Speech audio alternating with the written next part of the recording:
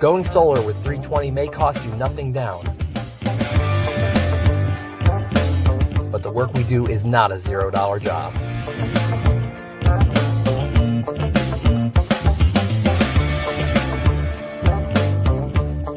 With a 10-year roof penetration warranty and solar panels guaranteed for 25 years, you can have peace of mind knowing we will do the job right every time without question.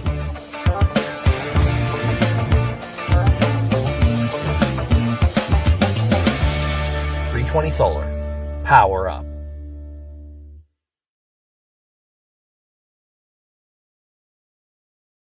Audio Fidelity Records presents a new stereophonic sound spectacular.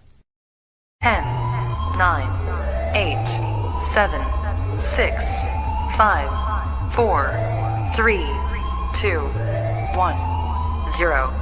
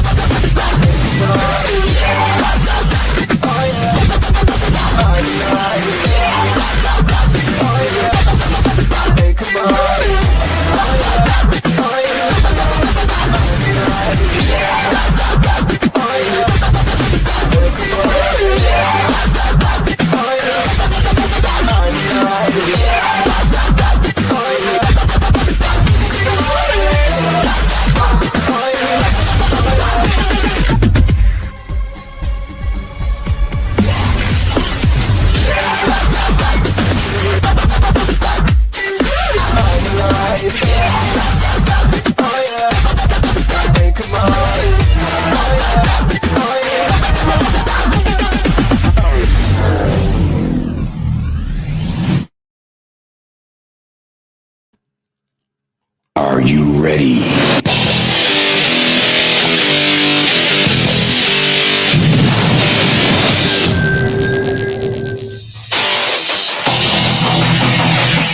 All right, Bucs fans, are you ready for tonight? I'm ready. Let's talk some football. We got a big game tomorrow night, don't we? Lots to look forward to, lots to talk about, lots to catch up on. That some guy named Antonio Brown, I guess, apparently is now shacking up with Tom Brady. We've got a lot to talk about, a lot to catch up with today. So I want to hear from you guys. I want you guys to call in. I want to interact. I don't want this to be a quiet show. Sometimes y'all are yapping. Sometimes you don't say much at all. I want to hear from you. We got a lot to talk about. I'm going to include the link here in chat, in all the comments there, you guys, whether you're on YouTube, whether you are on Facebook, the Twitter, whether you are on any of the platforms, come on, join us, and let's talk. If you've got the guts, put your face on camera and come on, follow that link. If you don't have the guts, you can still do just audio that way, or you can call me at 678-825-5263, 678. Talk to me. So one way or the other, I want to hear from you guys tonight, and let's talk Bucs football. We got a little bit to be excited about, don't we? Monday Night Football. This is going to be awesome. We got the Giants. The Buccaneers are on their way up to the cold north. Let me tell you something. I'm in Charlotte. It's chilly here. It's got to be chilly up there. So come on, let's hear from you guys, and let's talk all about this week's game. I'm excited about this week's game. You guys, everybody going to be nervous? We all know what happened last year with the Giants game and the field goals. I've got this sick feeling in my stomach about it coming down to a field goal, and I think you might hit it, but it's just this sick feeling that gosh, and I know it's just trauma.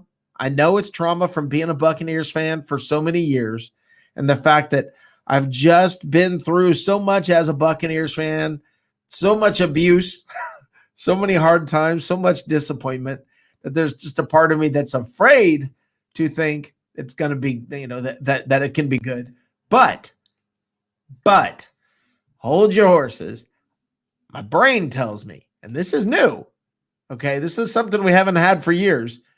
My brain tells me, holy crap, we're going to crush the Giants. And that's fun. The Buccaneers are going to look very good on Monday Night Football. I am so jacked up about that. I changed that to my ringtone. We have our first caller, Matt Colson. Matt from Oklahoma. How you doing, brother? Well, what's up, man? I was waiting for you to come on. Here I am. I was watching this. I guess it's a game. The Cowboys and the Eagles. It's a couple of teams out there playing against each other. Well, that's what it comes down to. There's a couple teams out there. It doesn't mean they're good. Yeah, it's Carson Wentz is getting his head handed to him about every third play. So this is going to be ugly, any way you look at it. But moving on to tomorrow night. After watching what Seattle did today to San Francisco. Yep. It was like god awful score until the end, and then they kind of laid back and let them get back up on the scoreboard. Right. We cannot afford to look any worse than Seattle did. I think we need to make one of those god awful statement games, like the 45-3 kind of number, just to get it off. That everybody in the country, that it's not just LeBron James is playing, so that's why we always cover this team. It's not like a fluke that they can, they can beat the tough teams like they have the last couple of weeks, but they can actually do this against the easy ones. Yeah, when they do it at will. Yeah. And if we have a big showing, kind of like we did, I guess, last week. Yeah. If we show off the defense and the offense at the same time, and it's impressive, that justifies a lot to me. And the only reason I say that is they've been talking about ever since you like to mention this, ever since they announced the uniform change. Right. We've been on national news every freaking morning. Right. And we're like LeBron James in the NBA. They start off a segment with Tampa Bay Buccaneers, and I'm sure there are people in this country like me who don't care what LeBron James is wearing today, who don't want to hear about the Bucs anymore. Yeah, they also don't want to hear what Tom Brady's wearing today. And I had a buddy of mine that's a Falcons fan say it's like ESPN is just running the Buccaneers on a loop in the background. Yeah, and that gets to where it's counterproductive as far as the fan bases go. Well, not for the Buccaneers. What, that they're against the Bucs? Yeah, I want to see this. I want to see it coming constantly. I want to see them on a loop in the background on ESPN. I want to see this. I don't care if the other fans don't like it. But I don't care if fans from other teams don't like it. I don't care, man. The Buccaneers have been trying so hard for how many years to get any kind of recognition or anything of the sort. Yeah. So, if they get it now, you know what? Let everybody else deal with it. I just want us to prove it. And then everybody can worry about us when we come to town. That's the one thing. I think they're worried. They probably are by this point. Yeah. But I still think it would look good if we just did remember the 85 Bears. Right. When they came on TV, you knew it was going to be a butt whipping, and you just wanted to watch that because it was a masterpiece in front of you. Well, but they didn't have an offense. See, the Buccaneers have that kind of a defense. And the Buccaneers have that kind of offense. Yeah. This is a scary freaking team. The Buccaneers are if they're clicking on all cylinders, and we haven't even seen that yet. Now they've won the last two games, 45, 20, 38, whatever it was. I don't know. There were two blowouts, and they're not even clicking on all cylinders. And oh, by the way, they're also adding probably the best wide receiver in the NFL. Yeah, it's mind-numbing. About that earlier, about the fact that we're an embarrassment of riches. We've got no bad players across the offense now. Even like I said, Mike Evans takes half the game off to get his leg healed up. We're not going to miss a click.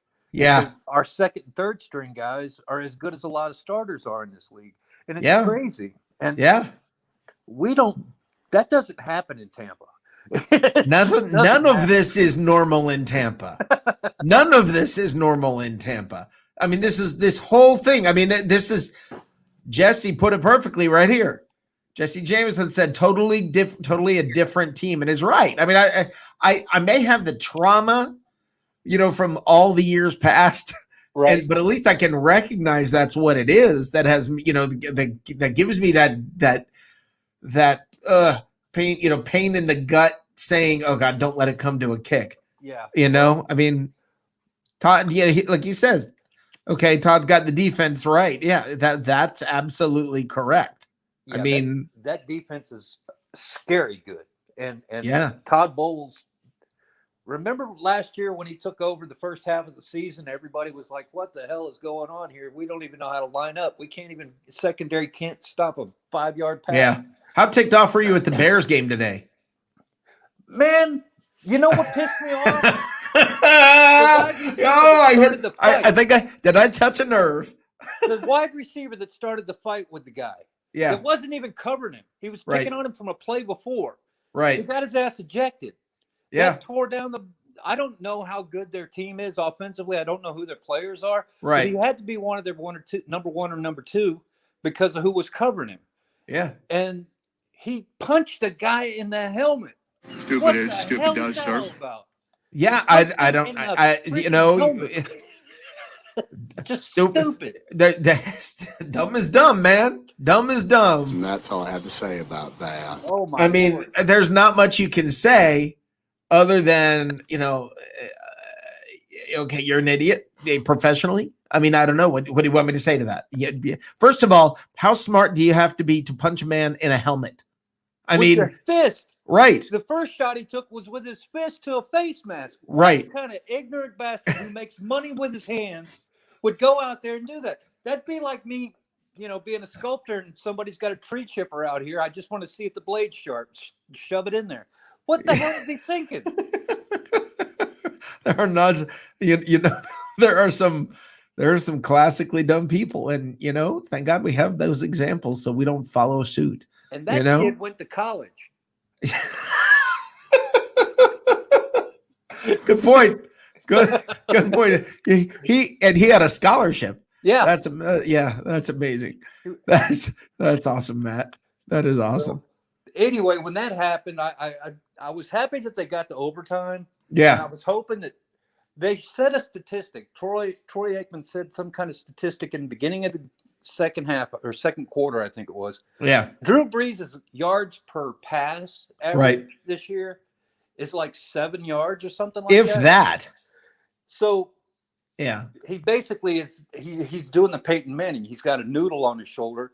And he's trying to make it to the end of the year. Yeah. So the Saints aren't the Saints, but recognize this: they're 5-2. Right. That means they beat 5 other NFL teams. One of us. Yeah, one of them. Well, it was week 1. I don't. Yeah. And that game is on my calendar for not this Monday, but next Sunday, I think it is. Yeah, it's a week from today. Yeah, that's the one I'm going to call up everybody I know. And tell them to come over and watch a game, and even if they don't like the team, you just watch this damn game. You're going to see some stuff going on. Yeah, I'm going to add Tyler here. I'm going to add Tyler Brashaw here to the call. Hey, Tyler, how you doing, brother? What's going on tonight, fellas? Welcome. How you doing, man? I'm all right. Just got done. I had high hopes for the Bears this week. I thought they would get the job done without Emmanuel Sanders being there for the Saints, no Michael Thompson. And you just said it. Recognize this. They're 5-2, and they haven't had Michael Thomas all year. Yeah, I knew it was going to be a good game. It was heartbreaking. For me, it was just one of those feelings where I felt like the Bears were going to help us this week. But why would I rely on the Bears? Why would I do that? Jim Lewis said, you should call your counterpart doing talk shows for the New York Jets and see what their mood is. That'd be a great phone call. I don't want to hear somebody commit suicide live on the air. I don't want to be a part of that. No, that would just be brutal. Now that if it was the Giants, that would be fun. I know that I wouldn't mind right now because we can start picking on them about tomorrow night, Monday Night Football. Go Bucs. The whole nation's watching. Absolutely, and I want to see brutality. I want to see him drop a 50 burger on the Giants. I want the Giants to not even know what in the heck just happened. I want to see Shaq Barrett wake up. Yeah. Something's got to happen with him. He's going to have one of these games where we got a mooch sitting across from him on the offensive side. Yeah. Smoke. I mean, he needs to get something to get going because he's looking like a one-hit wonder, and well, upsetting. I think they have him doing different things this year. That's the thing, is that he's playing different. He's not doing the same things they asked of him last year. He's still very disruptive. He's having a great year. But the pass rush around him is just so disruptive as well. I mean, everybody's getting to the guy, so you're just. Yeah, it's a more complex defense. People are coming from everywhere. It's not just Shaq Barrett anymore, and they've got him doing other things that play to his strengths. Well, how'd you like to be Shaq Barrett, who signed a contract probably with sack incentives in it, and they decided he didn't sign? Remember, that was a. Oh yeah, they put him on the franchise tag. Yeah. Well, that was smart of him. Well, it wasn't his choice. He wanted the contract. The Buccaneers knew what they were doing. Well. So. Yeah, I just would like to see him show up again because Mr. 9 fingers and no neck, 8, 7, maybe 7.5. I think. Yeah, I just you're getting shown up by an old man now, Jason Pierre-Paul. He's coming to play every year. Well, there's a whole lot of old men on the Buccaneers that are showing people up. Yeah, it's not. That's kind of what this team's all about. Let's see here. We now use GPS guided precision to launch footballs. If you watch last game, the accuracy of Brady is insane. Stupid good. Yeah, it really is insane. Johnny Dean talking about Johnny says Godwin is out with a broken hand. He has a broken thumb. And there is a difference between a broken hand and a broken thumb. I mean, it's bad. Thumb. I thought it was a digit. I thought he broke one of his. I thought they were saying he had to have his thumb operated on. Well, I don't know. You're closer to it than I am, I guess. But not really. You cracked the finger. Yeah, I hope you're right. I hope I heard wrong. But he's going to be out. But they're saying he's going to have. Nowadays they just put a pin in it and set you out there on your own. You're good to go. Here's some tape. Rub some salve on it and go. Hey man, Jimmy Giles said that Doug Williams has broken every finger on his hand at one time or another. I believe most football players probably have. Yeah, and so I just that's just a battle scar. He'll be fine. He'll be back. It won't be this week, but he'll be back next week. I believe it is against the Saints. I don't know how much he'll be used. I don't know. I mean, if the game is going great, if the game gets out of hand, I really want the Buccaneers to pull the starters early. I really do. There's stories of Donald Driver playing with multiple broken fingers, really playing with Brett Favre with the way he threw the football. Well, there are guys going out there with a club on their hand, basically linemen can do that, and a linebacker can do that. But really, JPP is really not that much of a disadvantage when you think about it. No, I don't know. They were saying I remember when it happened, they were talking about how much defensive ends use their hands. Yeah, and he was still doing it. So I don't know. I mean, it's amazing one way or the other. I mean, I'm not sure. Interesting thing I was thinking about today, getting Antonio Brown back next week. I would almost be tempted to sit Chris Godwin out next week as well. Right. I'd much rather him miss week 9 against the Saints than miss any time in January. Especially getting Antonio. That's a huge game, man. It is. It is a huge game. But if you lose both of those games and you have to beat them in the division, I mean, you better split. That's all I can say. You better split. I don't see it happening. I think he'll be in week 9, and it would have been different if the Bears could have beat the Saints today. Then it's a little more of a discussion. Yeah. I don't think now with the Saints winning today, I don't think it'll happen. But that was my thought all day. Maybe they just sit him and make sure he's good to go for. Yeah, that's too big of a game. I think they ought to let Evans sit out though, or at least be for this week, or at least just use him out there as a. I mean, don't get him killed. I would put him out there to gather up a secondary cover, but he doesn't even need to do that every down. Agreed. Because, like you say, you got Antonio Brown coming back. He should be fresh. He may not have any gas in him because he hasn't run sprints in a while. Right. But his hands are there, theoretically. Yep. So that would be good to put him in the game and give one of those broken guys down a little bit of a break. So yeah, man. Well, Matt, do me a favor and hang around tonight. Give me a call back a little bit later in the show and let's talk.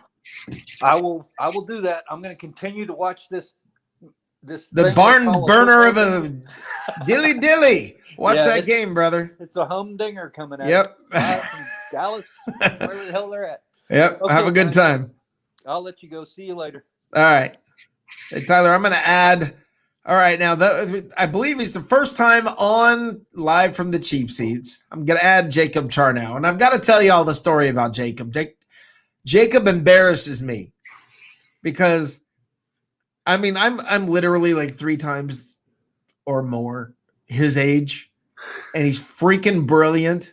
And he makes me look like garbage. And I love this kid. He is the prodigy of Bucs Report. Or he has his own deal. And you'll be able to hear about this. He'll tell you about it. I love this guy. Man, welcome to the show. Seriously, welcome to Live from the Cheap Seats. Jacob, honor to have you here, brother. Rick, thank you so much for having me, man. I appreciate it. Yeah, I'm excited to have you here. So you tell me, what do you think's coming tomorrow night on Monday Night Football? I am so jacked up. So I think that, I mean, come on, like tomorrow, it's the Buccaneers look like probably the best team in the NFC right now, especially after this Packers loss today, where I don't really know what happened. That was a weird game, very upsetting one to watch if you're a Packers fan. But I mean, the Bucs, they're going to start clicking more and more and more. And Antonio Brown is the best receiver of the last decade. And now if he isn't a problem on your team in terms of his personality and all that, and it clicks, him and Brady already have that connection. I mean, he was living with Brady during that time in New England, wasn't he? Like he's shacking up with him now. Oh yeah. So like, yeah, they're living together now, man. That's come on. This game's going to be a blowout. This game's not going to be close. The Buccaneers have probably one of the best defenses, top 3 in the NFL right now. Yeah. The Giants aren't going to be able to get anything going. Daniel Jones is a turnover problem. I think, has 42 turnovers in 19 games. That's ridiculous. That's a ridiculous number. I think the Giants need to move off of him anyway after this season. I think that the Giants have had a winning position culture to do that, aren't they? Oh, for sure. They're going to have a high draft pick. Yeah. The Giants have had a winning culture for who knows how long now, before 2014 at least, and they need to get back to that. And the only way they're going to get back to that in New York is to have a quarterback like a Justin Fields or a Trey Lance, because they're not going to get Trevor Lawrence. That's my Jets' job to get him. But that's yeah. So it's going to be a blowout.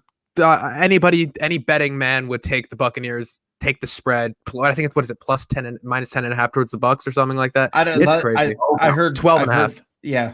12.5. Yeah. I'm going to take the Bucs, obviously. Like this, there's not going to be a close game. See, I've just got this horrifying feeling being a Bucs fan. Imagine next year, all of a sudden, the Jets are good. You've had so much bad stuff happen that 8 games into the season, you're still like, no. It's not happening. No. And I mean, I've got just that terrified feeling. Last year, the Buccaneers played the Jets and lost by a field goal. Should have won the game, lost on an easy field goal at the end of the game. I don't know if Bucs fans remember, this was the game that, for some reason, Bruce Arians thought it would be better to go ahead and take a penalty and drop it back 5 yards further because he thought it would be easier for his kicker to kick it from 5 yards further back. And then the kick was missed by so much, you actually could see the shadow of the ball on the goalpost and the flag move at the top of the goalpost. That's how close it was. So, it's just, I've got those horrifying memories. Yeah.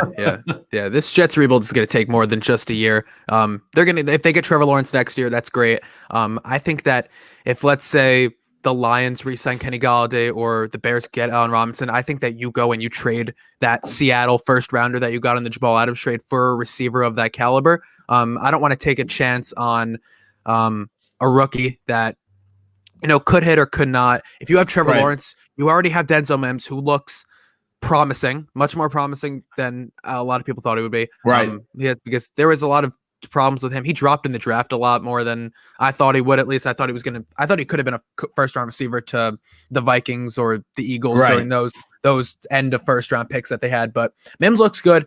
Becton looks good. Michael Pirine looks good.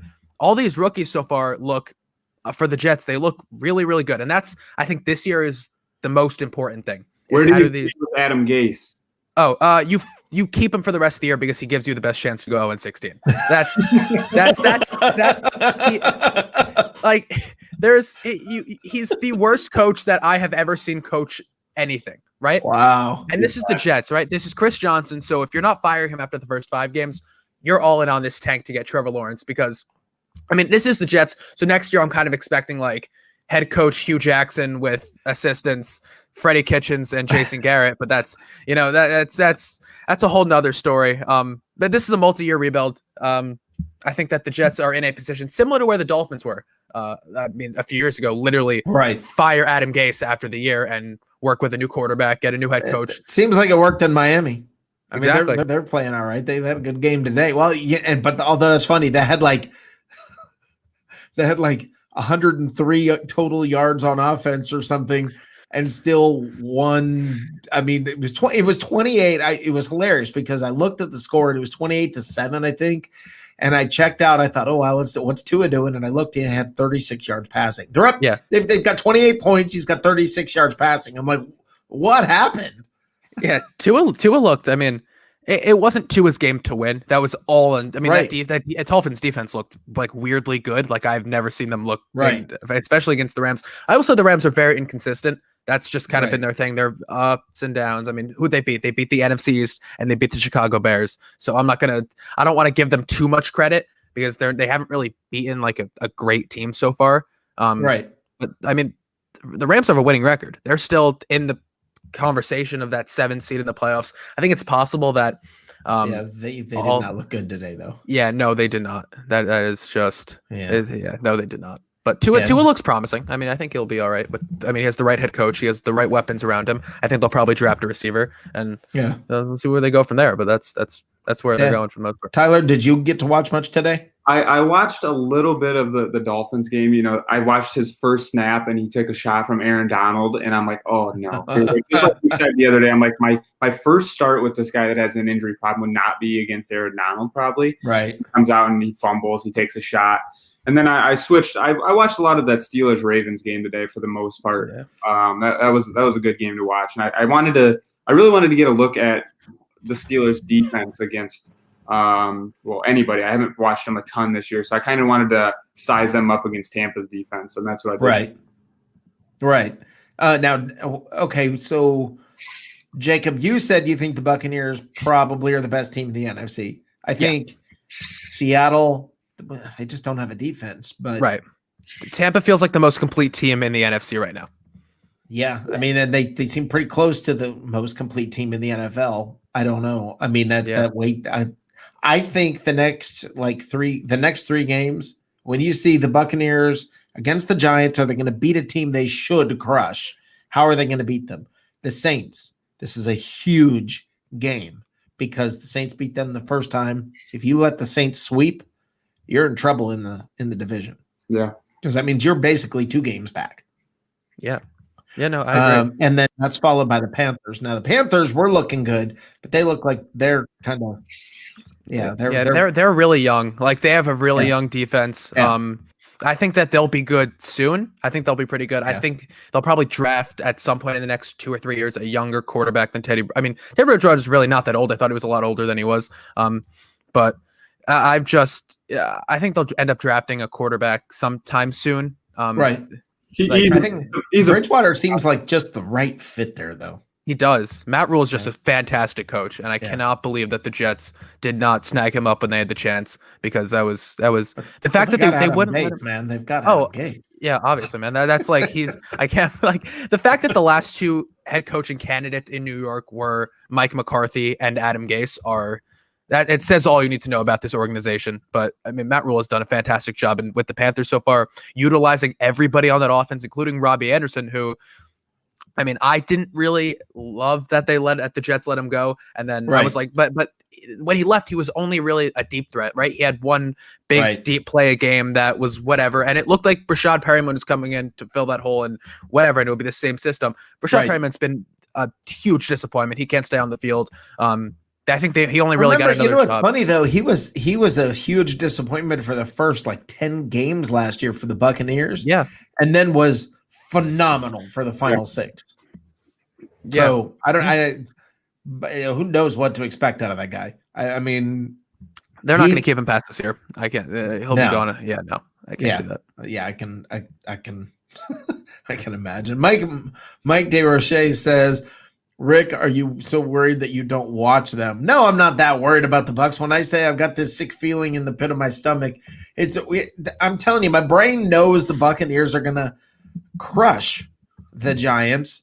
But listen, I'm only human. I've been a Buccaneers fan since the first year of their existence. I lived through 0-26. I lived through all of that. Yeah, I had a few good years mixed in there. That was awesome. It was great. But now I've again had a couple of decades that are brutal. 17 years or whatever it is that are awful. So yeah, I'm gonna. What do you expect? I mean, like I said the other day, it's almost like I'm like it's a battered spouse or something where you can't just expect the person to turn around and be like, oh yeah, I'm fine. I mean, yeah, there's the psychological toll that this takes on you.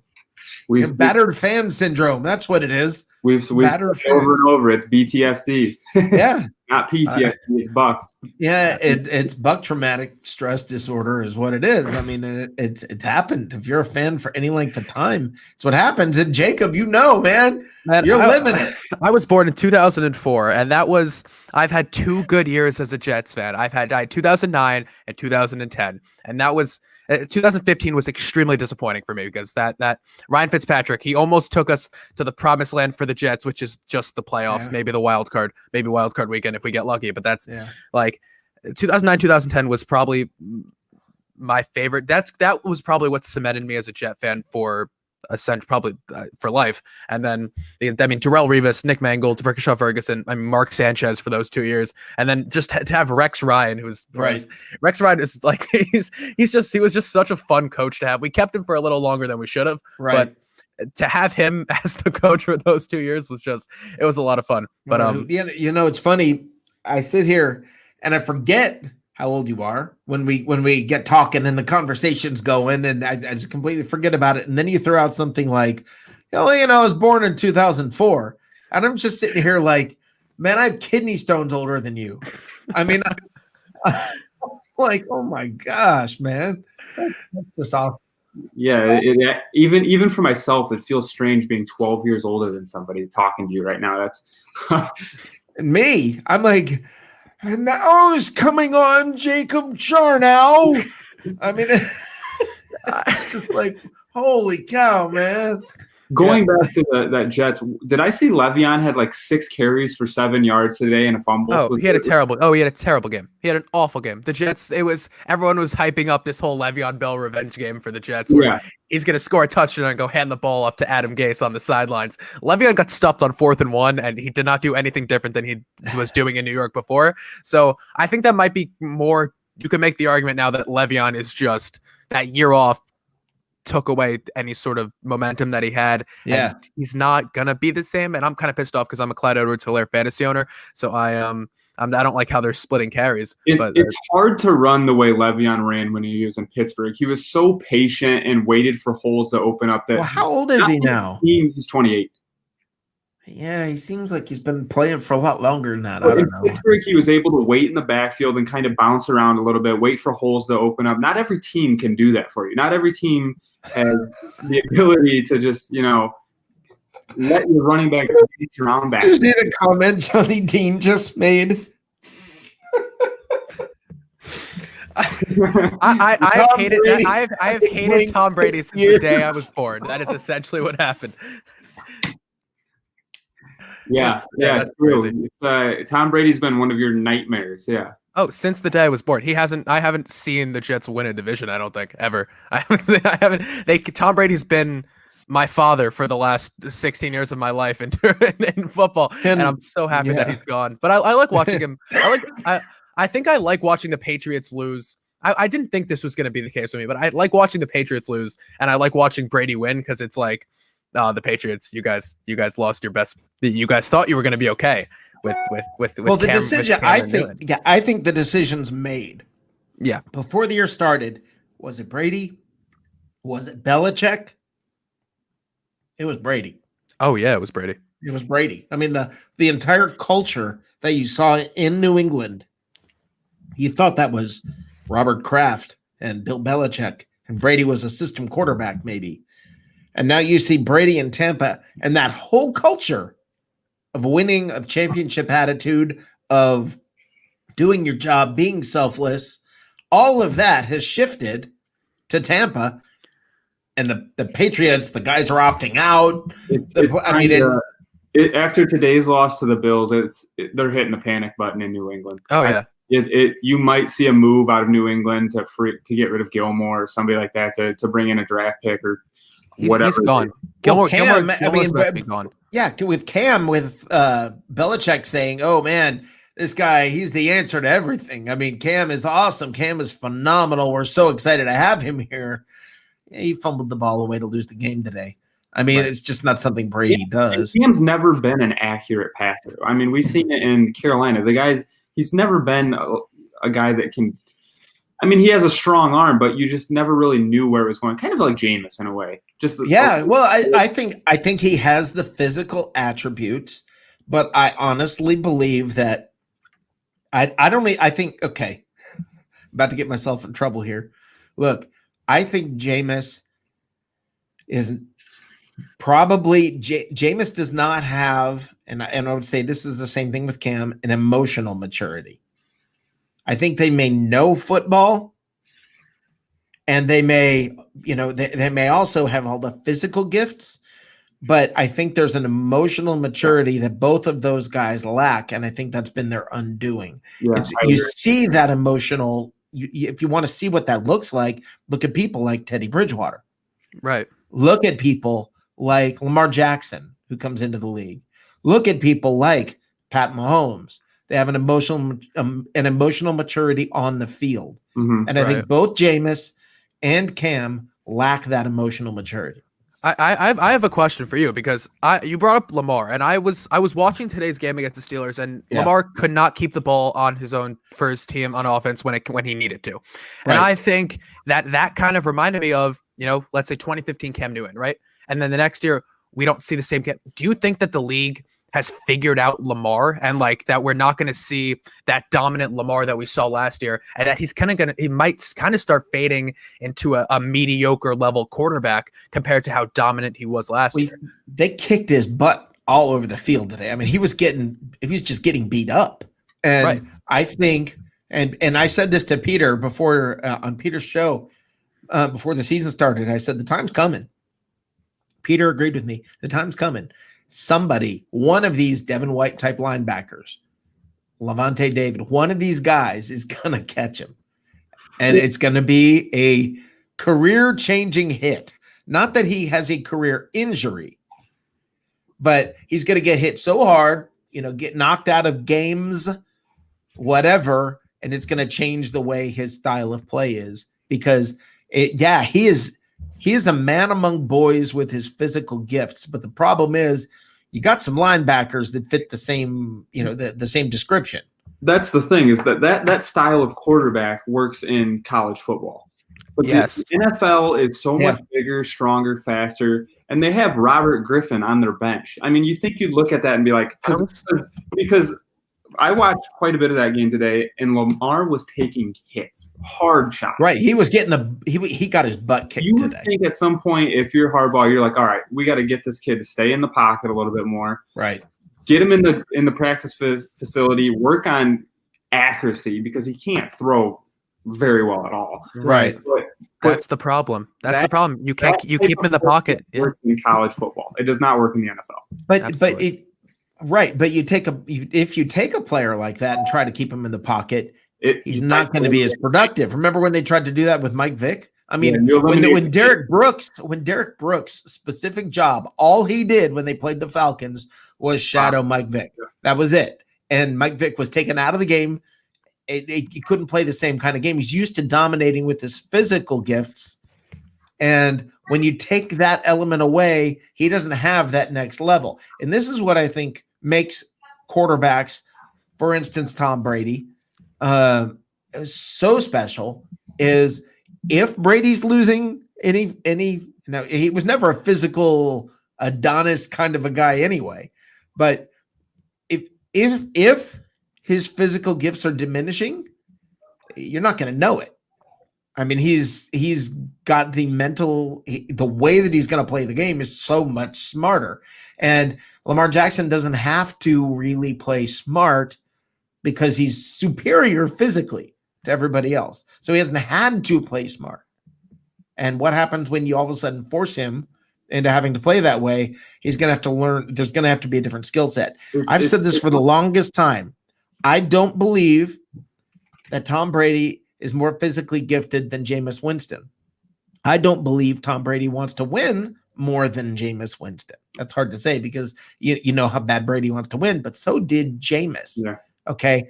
So if the physical gifts are there, if the desire is there and the football IQ is there, right? The understanding the X's and O's and all of that. And both, I can say the same for Brady that I could say about Winston. Where does the difference come from? It's your emotional IQ. I think Jameis Winston acted like a leader. He tried to put on the show of being a leader with the eat the W's and all those shenanigans, right? All of, doing a JPP before JPP, but, I mean, there's this mentality that, I've got to act like a leader. I got to act like a leader. And Tom Brady just goes out and leads. And that's where the difference lies in what makes quarterbacks like Pat Mahomes special and different. Tom Brady. And there are many, many others that you can look at and say, these are just plain leaders, period. They lead men. And they don't try to lead men. They just do. It's their nature. People follow them. We've all met them. Okay. Now, while it was a long time ago that I was in school, I remember being in school and I remember the other kids just followed. They were the leader of the pack. Right. Right. That's their nature. That's what Tom Brady is. And it's just his nature. And there's very few guys that come into the league that have that, I think. That can also put the X's and O's together, have the IQ. There's very few and far between. I mean, I don't think we've ever seen a Tom Brady, but you're talking Aaron Rodgers. There's very few guys like that. Now you got Pat Mahomes, but it almost feels like when you draft a Lamar Jackson, you're thinking win immediately because you don't know when the big hit's coming, like you said. And I think I've just never been the guy to want to draft a run first style of quarterback. Right. When I see teams drawing up running plays for quarterbacks, I hate when you see Lamar, a designed run for Lamar up the middle. Like you're counting your reps before he's done. Does Aaron Rodgers, to me, the thing that's funny about him, I mean, he's phenomenal. He's obviously done some amazing and phenomenal things. He's accurate, like stupidly accurate. That's his thing, yeah. Right. But there's a charisma that I feel like is lacking. Like you said, yeah. Aaron Rodgers isn't the leader that Tom Brady is. No one's the leader that Tom Brady is. And this is the example. Yeah. So when you look back to the New England thing, Belichick and Brady are no longer together, right? Rob Gronkowski and Leonard Fournette would both never go back to play to New England. They would never go to New England if Tom Brady wasn't there. They would never go there right now. And I can say that confidently. I don't think Leonard Fournette would be in New England right now, even if New England had given him an offer. Right? Tom Brady is that leader so naturally, and everybody knows it, and it draws free agents. People want to be with Tom Brady. Right. New England is no longer a hotspot for free agents. Who wants to play in Foxborough in December? With Bill Belichick. With Bill Belichick, who is the strictest coach I've ever seen in my life. Right. With a team that will not go out and spend money on free agents for their quarterback. And it's catching up to them because Tom Brady could make it work. And everyone was like, oh, I wonder how Tom Brady's the system quarterback. I wonder how he's going to actually do with weapons because he's just leaving the system. I don't know if he's going to be the same. Tom Brady is looking better than he ever has in terms of his actual play. Is that not amazing, Jacob? I said this yesterday, and this to me is hard to almost wrap your mind around. Tom Brady, 9 Super Bowls, 6 Super Bowl championships. I don't know how many MVPs, all of this. Tom Brady's having the best year of his career right now. It's crazy. It's insane. That's not what I dreamed of. Okay. It's not what I dreamed of. Okay. I thought, man, maybe he can come in. He's probably going to have his skills are not quite what they were, but maybe he can still do, pretty good. And he can help this team and where the weak areas were. I didn't dare think this was going to happen. This might make people mad, but I was about to say, I think that Bill Belichick is, yes, I think he could be the greatest coach of all time, but him and Robert Kraft are the biggest frauds of general managers that I have ever seen, because Bill Belichick kind of acts like the general manager anyway in terms of bringing in players. They are the biggest frauds in terms of general managers and drafting players that I have ever seen. They are Bill Belichick. When was the last time he drafted a good offensive weapon? Well, he doesn't. That's the thing is he just doesn't. He's a defensive guy, and Tom Brady ran the offense, and you see it now. They should have drafted a quarterback when they had the chance, because Cam Newton does not fit Belichick's style. Belichick needs a guy like Tom Brady who can sit in the pocket with time and make the throws to these 5'9" receivers from Target, like that still have their name tags on, and like it's Brady can make that work. Cam Newton cannot make that work. Right. Cam Newton in 2015 had weapons, right? Look at Jonathan Stewart. He had that running back core, right? Like he had weapons and he had a defense. Steve Smith. Yeah. Right. I mean, you just said it. It's Bill Belichick in a way is being exposed right now. Absolutely. I mean, we now see that it wasn't Tom in the system. It was Tom is the system. Right. And that's a great point. It's just he's being exposed, and I don't know where you go from here. I mean, Cam's obviously not your answer. He ain't coming back next year. He may not make it this year. They like me and Jacob just mentioned, and I think we mentioned the other day, Rick. I think they're soon to be in sell mode. They're hitting the panic button right now, and I would not be shocked if the Patriots aren't in go for one of the top 3 quarterbacks kind of a mentality. But Trey Lance. But is Bill Belichick going to develop a quarterback like that? I mean, is that going to happen? I mean, I can't say he can't do it because he's done a lot with Brady. He's done a lot with Alex Smith. He's done a lot with, gosh, I always forget the other guy's name. Shoot. Can't remember who the other quarterback was for New England that Castle? Matt Castle. Okay. They all looked good with him. So I don't know. Well, yeah. I mean, Johnny, I saw in the comments, he made a good point, right? Josh McDaniels is the offensive coordinator for this team. Bill Belichick's not the one calling plays. I don't remember the last time he has. Josh McDaniels has been the guy calling plays there. And if you don't think that Brady had his ear the entire time he was there, Brady wasn't calling his own plays, right? Then obviously you don't know what was going on in New England, because that was Josh McDaniels. He's not the smartest offensive coordinator in terms of play time, like game time decisions. When it counts, when you need it, when it counts, they can beat up on bad teams, right? Who have the Patriots been beating up on for so long? The Jets, the Bills, and the Dolphins. The Bills. The Bills weren't good before last. Right. It's a terrible division, and this is what I've said. This is Johnny Dean and I've talked about this, and we kind of disagree on this. I don't believe he always says, well, Bruce Arians is a straight shooter. He tells you what he's really thinking. And I think that's BS. I don't think any coach does. No, it's coach speak. He says what he has to motivate his players and get things working as best as possible and be a good GM. He's not going to go to, I was talking to the dude, and the dude said, well, yeah, what's he going to do? Is he going to tell Antonio Brown right at the beginning? Is he going to say, before the season, oh yeah, we want Antonio Brown at all costs? No, he's not going to say that. He's going to say, nope, not interested. No, thank you. Absolutely not. Right. And then what happens? Antonio Brown's people. I mean, if he says we want him bad, there goes the contract. I mean, there goes, how much money he wants. Right. So I don't think he says everything he thinks. And I think probably going back when he was saying, nope, doesn't fit. No, thank you. Sorry, we don't want him. I'll bet you this was already being discussed and in the works. Absolutely. The insurance policy thing, that's BS. There's no way that he's an insurance policy. He is the best, like I said, best receiver of the last decade. Yeah. Why would you not want to add him to your roster when you can? Especially when he's already worked with a guy like Tom Brady. And a guy like Tom Brady who has, I mean, it's been a short sample, but looks like he can keep a guy like Antonio Brown in check.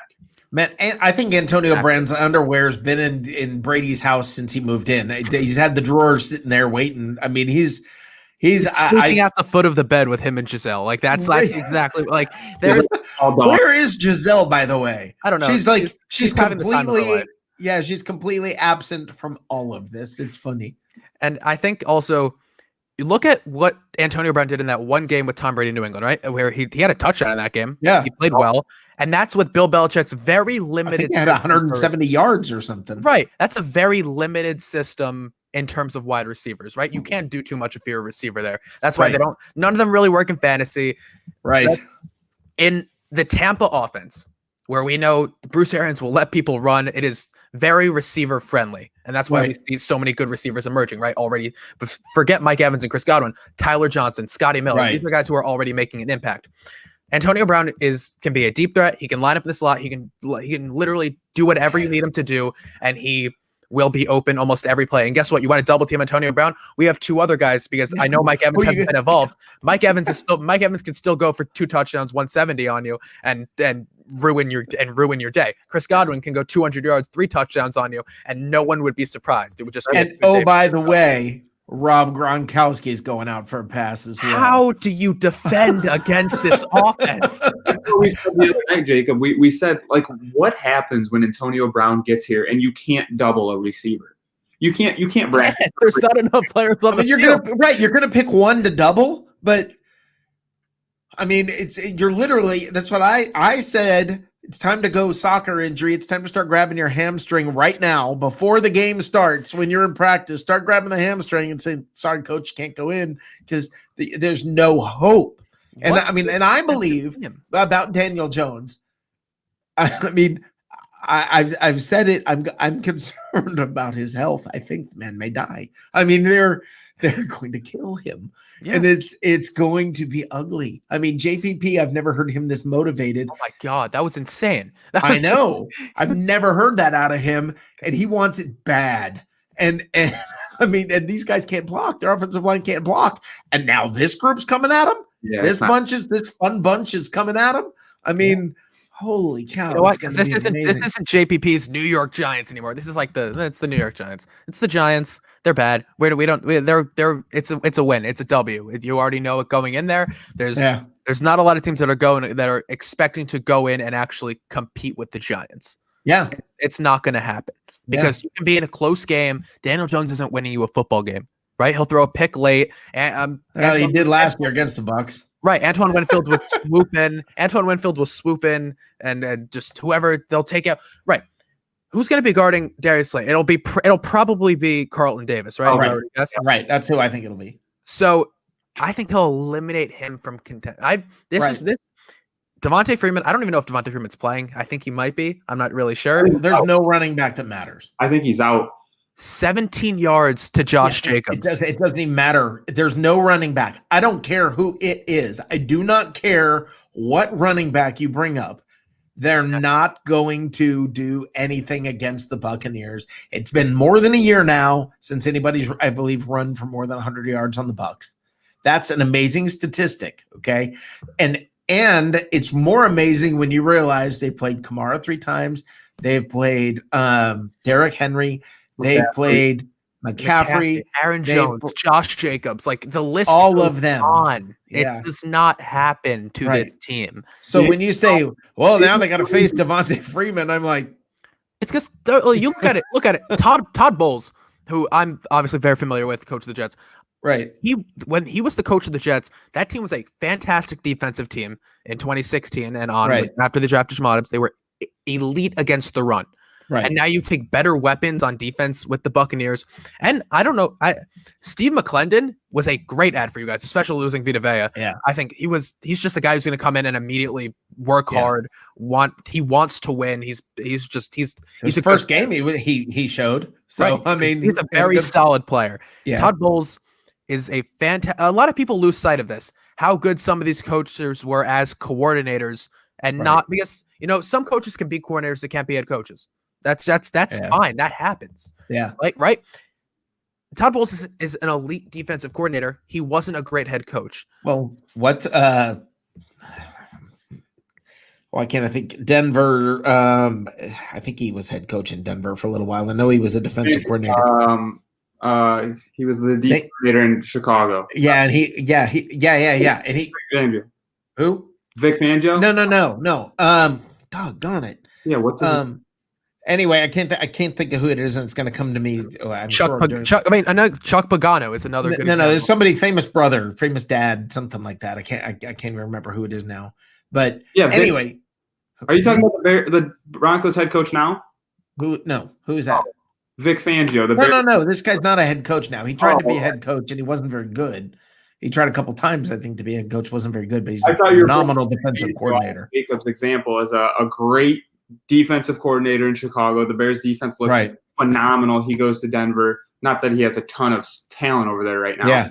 But Denver's looked awful. Although they came back from 25 points today. I looked at my phone and it said Denver. That was ridiculous. That was all in the Chargers. The Chargers, they completely choked that game. Everyone, Jerry Jeudy was catching balls. Deshaun Hamilton. They are the Atlanta Falcons of the AFC. They just can't finish games. Yeah. It's just amazing. Absolutely amazing. All right, guys, listen, here's the deal. I know, Tyler, you got to get out of here at 10. Jacob, I keep you on here all night if I could. So why don't we do this? How about you go ahead and tell everybody where you're at and tell everybody the details. Yeah, so the Hard Count Football Podcast on YouTube, SoundCloud, under that name, and then the Hard Count Football Podcast Live is Tuesdays at 7 p.m. Eastern on the Hard Count Football YouTube channel. Go follow me on Twitter at Jacob Charno and on Instagram at Hard Count Football. And just fun predictions, reactions, and on the show I have guests on all the time. I've had Rick on. Tyler, I'd love to have you on soon. It's a fun little show. We talk about reactions. This Tuesday is crazy. We're talking, it's the trade deadline, reactions to week 8, and I'm sure people will be stressed about the election. So check in and we'll calm your nerves a little bit and talk some football. So check that out. Awesome. Thank you, Jacob. I really appreciate you stopping by. It was an honor. I really hope you do it again. Jacob. Yeah, for sure, Rick. Thanks so much. Thanks, Tyler. You got it. Have a great night. See ya. Tyler, you want to do the same? Yeah, absolutely. You can reach me at Brashaw2. Is like Jacob said, just love to talk football, love to talk any sport, really. Also, I'm going to shout out MEA Strategic Solutions again tonight. Like I mentioned before, small staffing agency that I help run. And if you're a company looking for talent, we specialize in technology, also do marketing, HR, finance, whatever you can think of. We've probably placed it. So if you've never used a staffing agency in the past, feel free to shoot me an email, tyler.brashaw@meastrategicsolutions.com. I'd love to set up a call with you and explain how it works and see if there's any way we can help you out. So Rick, I appreciate you bringing me on again tonight, and I look forward to speaking with you again, hopefully after a Bucs win tomorrow, right? Yeah, I appreciate it. Thanks, Tyler. Tuesday night, I'm going to do another What's Cooking in the South. And if you're available, let's talk. What I'm going to eat. That way I can come on here with something. Yeah, plan something good for me. All right. All right, Rick, you have a good day. Have a good one. All right, guys. And by the way, the head coach that I'm talking about, the guy I was talking about, I think he coached in Dallas. Anyway, we'll come back and I will talk to you guys about that in a little bit. But right now, what we're going to do, pay some bills. We got some commercials to run here. We'll be back in just a couple of minutes. Power bill through the roof? At 320 Solar, that power bill will be no more. In fact, about 90% of our customers report lower solar payments than with electricity. That's more power in your pocket. 320 Solar. Power up.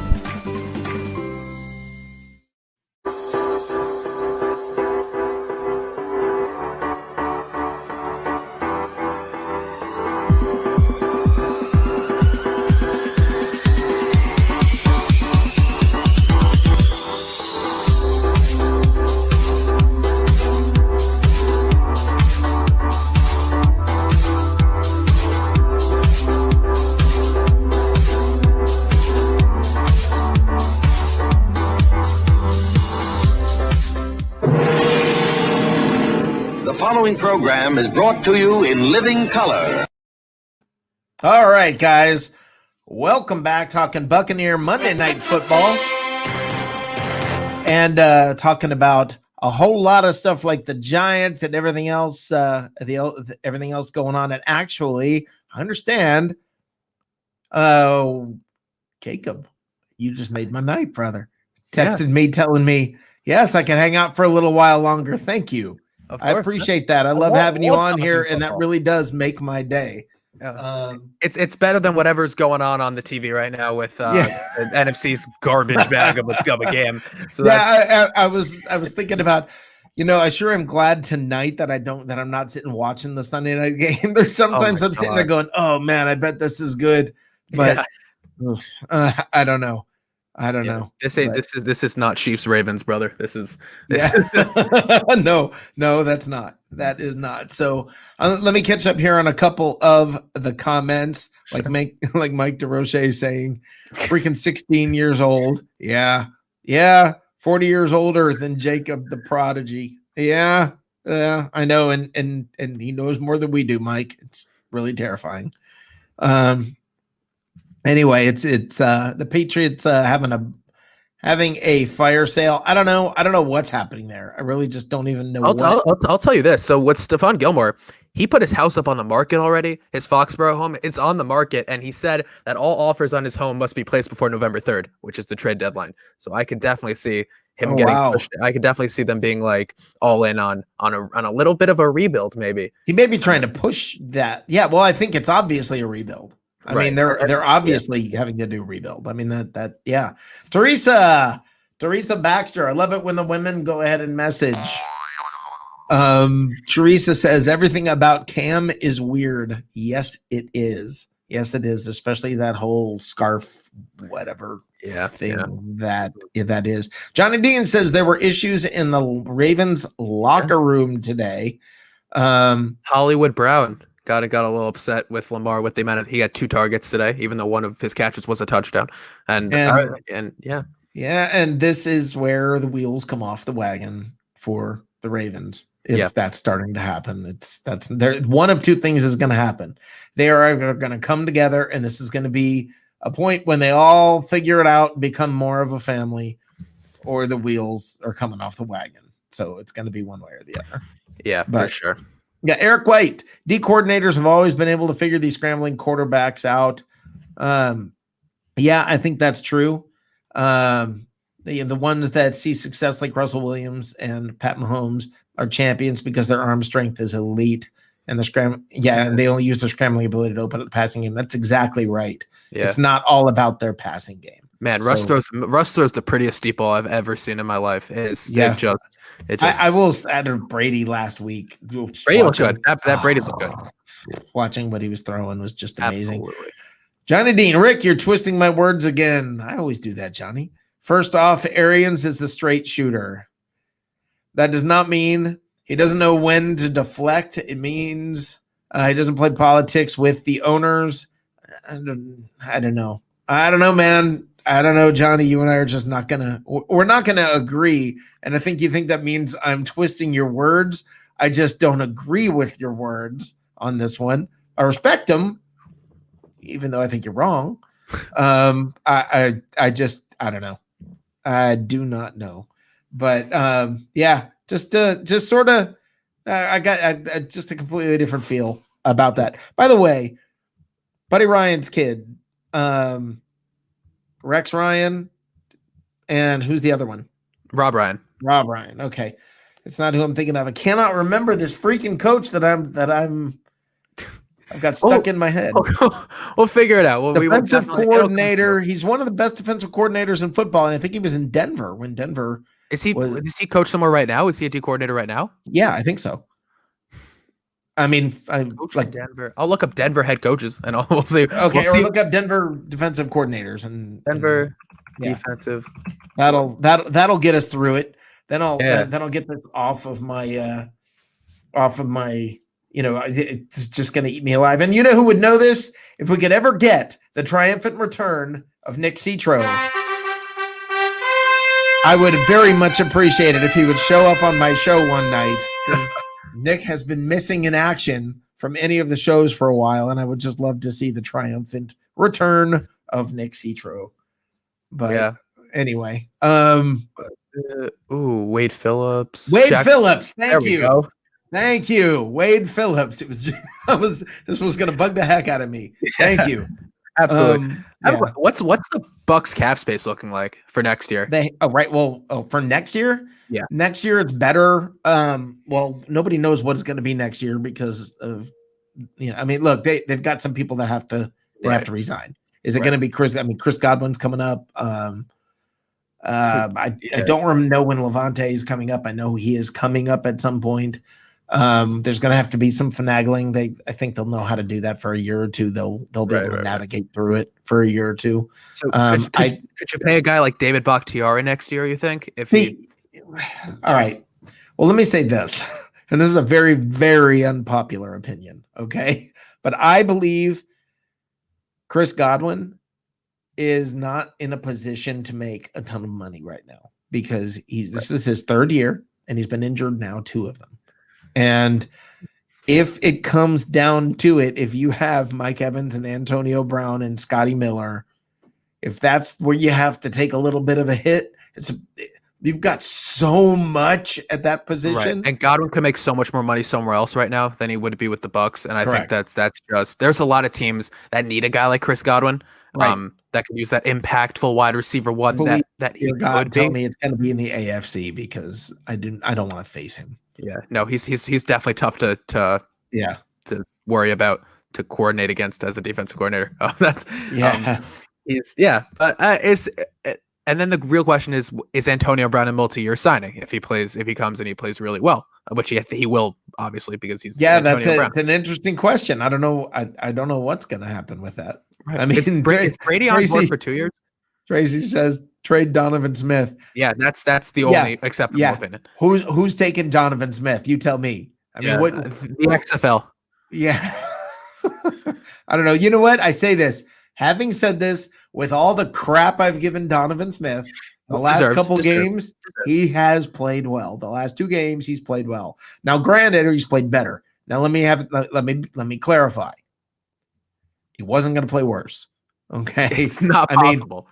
If there was a play down at the goal line where he was running and he had to block a running back and he kind of tripped and fell over people and fell into the running back and sort of knocked him away, and that's probably the best block of the year by him, and it was a complete accident. But and it was a little running back. It was pretty hilarious. I mean, look at the impact. So next year in the draft, I think that the probable first round draft pick for you is another offensive lineman, preferably a tackle, a left tackle. Right. Look at the immediate impact that Mekhi Becton had for the Jets. Right. And for that offensive line. I know that there's not a lot of bright spots on this team, but he is the lone high spot because he looks like a franchise left tackle, and the amount of let's look the Brickashaw Ferguson, right? If the Bucs got Mekhi Becton, it's over. Oh yeah, I believe that if the Bucs got Mekhi Becton, the Super Bowl is over. I mean, it's just not even like there's no discussion that be had. Tristan Wirfs, I thought Tristan Wirfs was going to go forward to the Giants, and looking back, it probably should have been Becton who would have gone forward to the Giants. Right.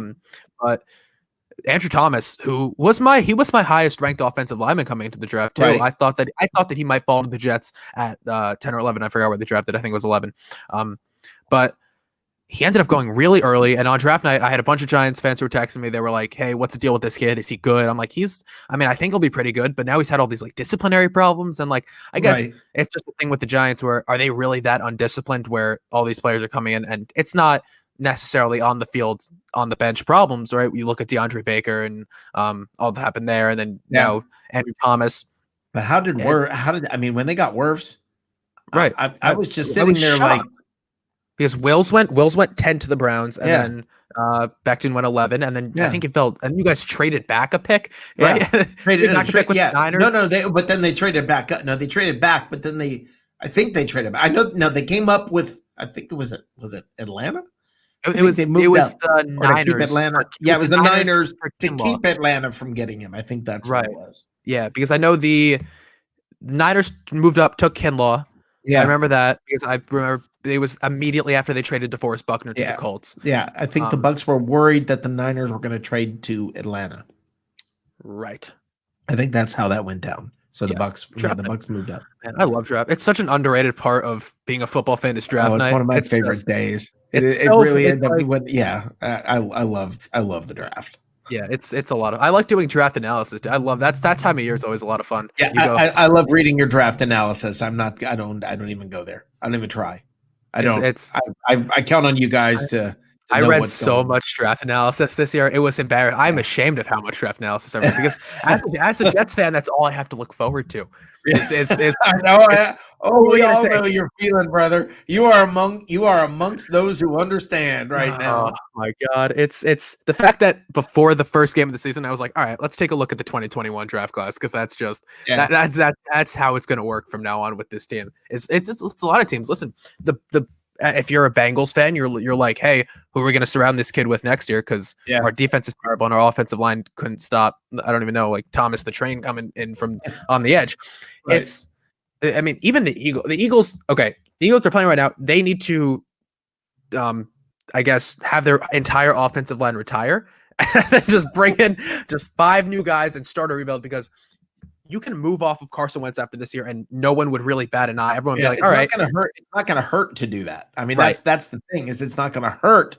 I mean, you can literally blow it up and it's not like you're blowing up a team that's got a lot of talent. It's not like you're doing that. If you blow up their offensive line, it's not like you're sitting there saying, all right, we got some great quality pieces and we're going to go ahead and blow it up. No, you're not. I mean, it's just, right. The Eagles fans have a big head right now because they're going to be 3-4-1 if they win this game against Dallas.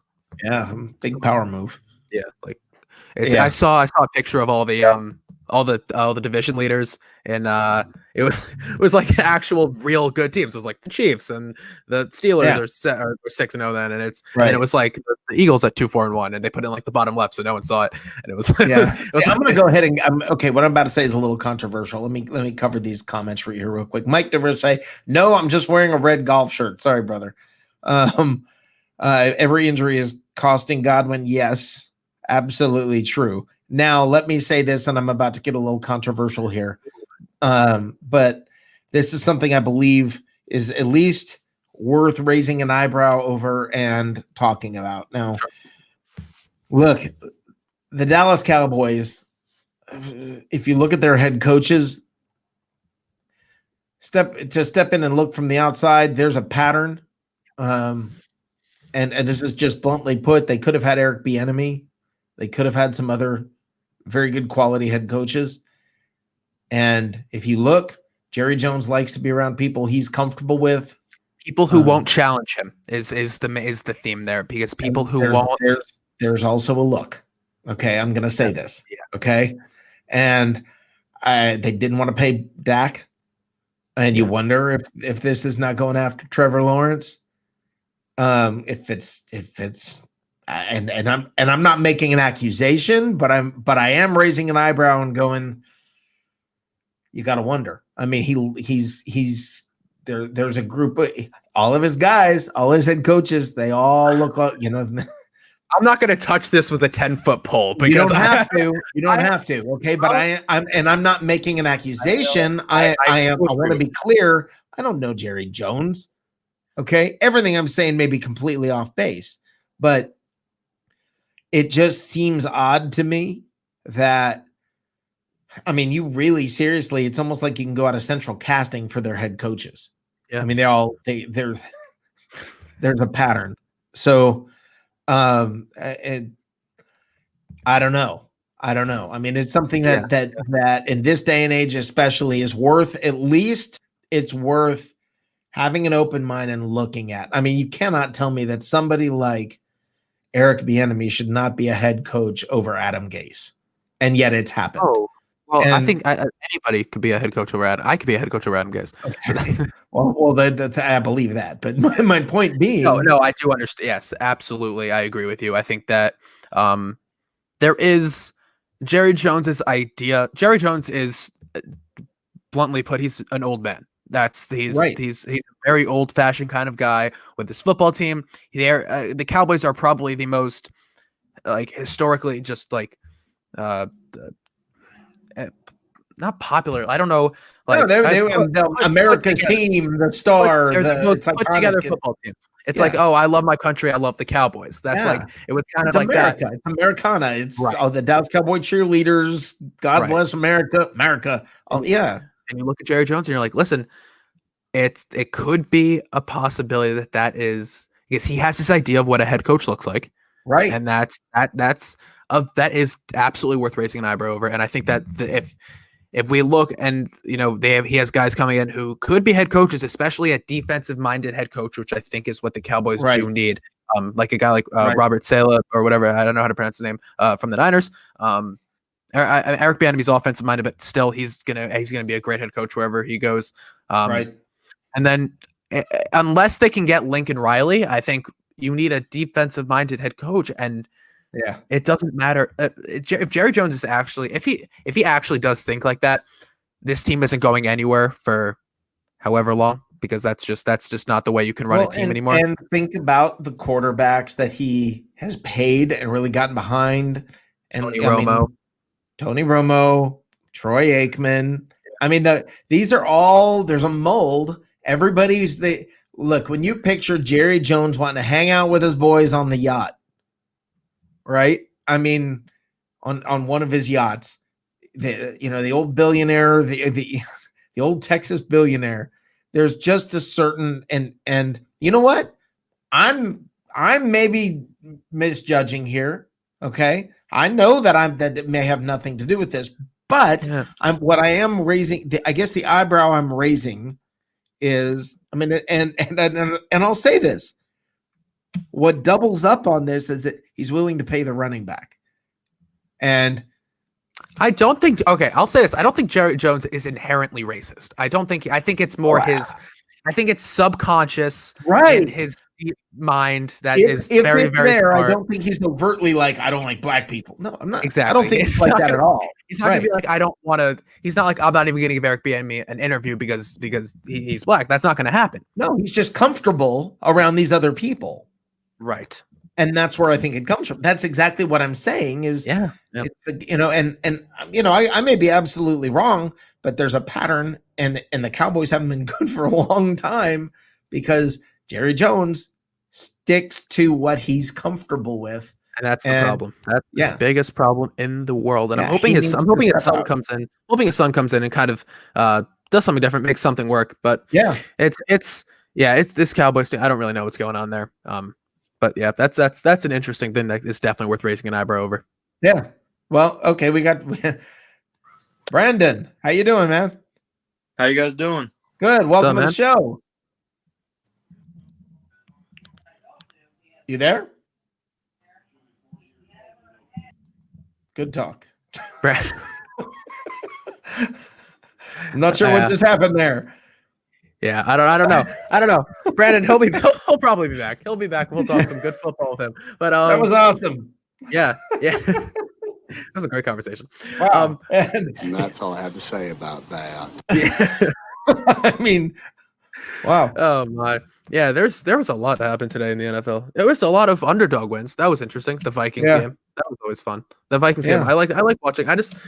Interesting fact. My Randy Moss Vikings jersey came today. My very fake Randy Moss jersey from came China. Today. Yeah. It's like, shout out to HK. I use them a lot. I use them. That's a great website. Yeah, my Randy Moss jersey game. I was looking at one of the gray Bucs jerseys, and it was funny because there are and one of the red Bucs jerseys didn't even have the orange numbering. Yeah, like the orange inside the numbering. So you got to be careful. But, yeah. But you're risking, $17.95 or whatever versus whatever. All right, Brandon. Let's see if Brandon wants to try again here real quick. Hand will be firmly on the eject button. Brandon, you there? Yep, there we go. Okay, can you hear us? Yes. Okay, awesome. Perfect. Awesome. And I also have Mike DeRoche here. I'm going to bring another one in. For sure. Let's do it. All right. Awesome, guys. All right, Brandon, you guys turn, if you got the TV on or whatever, if you have the audio, turn that down. You should be able to hear us otherwise. But now tell me, Brandon, did you do this because you wanted to hear? I mean, were you contacting us based on what we were just talking about? I'm gonna bring another one in. Yeah, pretty much.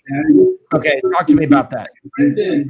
Well, we also have a sports podcast of my own actually. Okay. That I do with other people. So I was just getting a hang of it and getting familiar with you guys and stuff to get better with it. Okay. Absolutely. So were you did you have anything you wanted to comment about regarding what we were discussing? No, just wanted to join and talk with you guys about some stuff. Okay. Sure. Anything in particular or no? About how all the games went. Okay. Yeah. What games did you watch? All of them.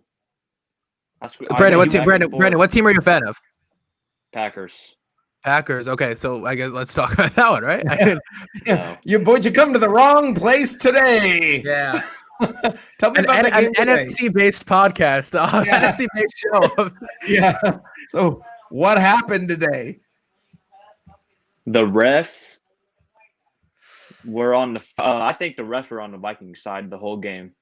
No, it's going to take an awful lot more than that to lose like they did. Dalvin Cook ate you guys alive. That was what happened. Well, Dalvin Cook. Yeah, he ate us alive too. Dalvin Cook, man, he's.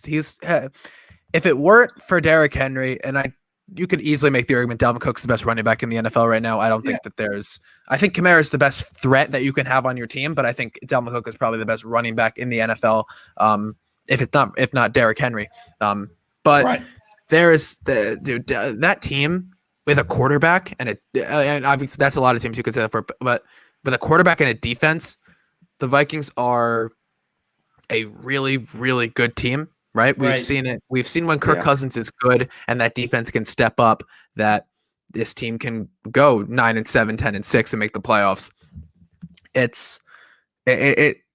I think that they need to move. I'm a Jets fan, and I think that the Vikings should go and trade for Sam Darnold after this year because he has a lot of potential. Now that's where I thought they were going for Trevor Lawrence. I thought they were going to. That's what I thought was happening, but apparently not after today. I looked down. I looked at the score, and I was like, "What happened in that game?" I mean, it was wow. I was not able to watch that game, and it was that was. Wow. Yeah, it was a rough game. But the Packers got exposed for what they are, and what the Packers are is a team that can't play well from behind. Aaron Rodgers hasn't been able to do it. He's under 500 his entire career when he's playing down. We saw it with the Bucs. He went down. Stat, by the way. I know he went down 10. He was up 10-0. Bucs came back, threw that pick six, and then the game was over after that, 38-10. Right, we saw it today. Vikings. It was a close game early. Vikings go up 21-14. It's not even a contest after that, right? Devontae Adams is the best receiver in the NFL, and I'll give it to him because he is, and he's the best route runner. One of the best route runners I've ever seen play football, and I love having him on fantasy team because he's putting up 30-40 points a week for me, and I get you guys are banged up, right? No Aaron Jones, no Bakhtiari. No Kevin King this week. Who's not banged up some though? Right. Everybody's got injuries. Everyone's hurt. Everyone's hurt. See, I don't really want to say it's too much of Aaron. I think we could say that it's most of that our team wants to go for wide receivers more than they want to go for offensive line because that's what Aaron needs to protect him.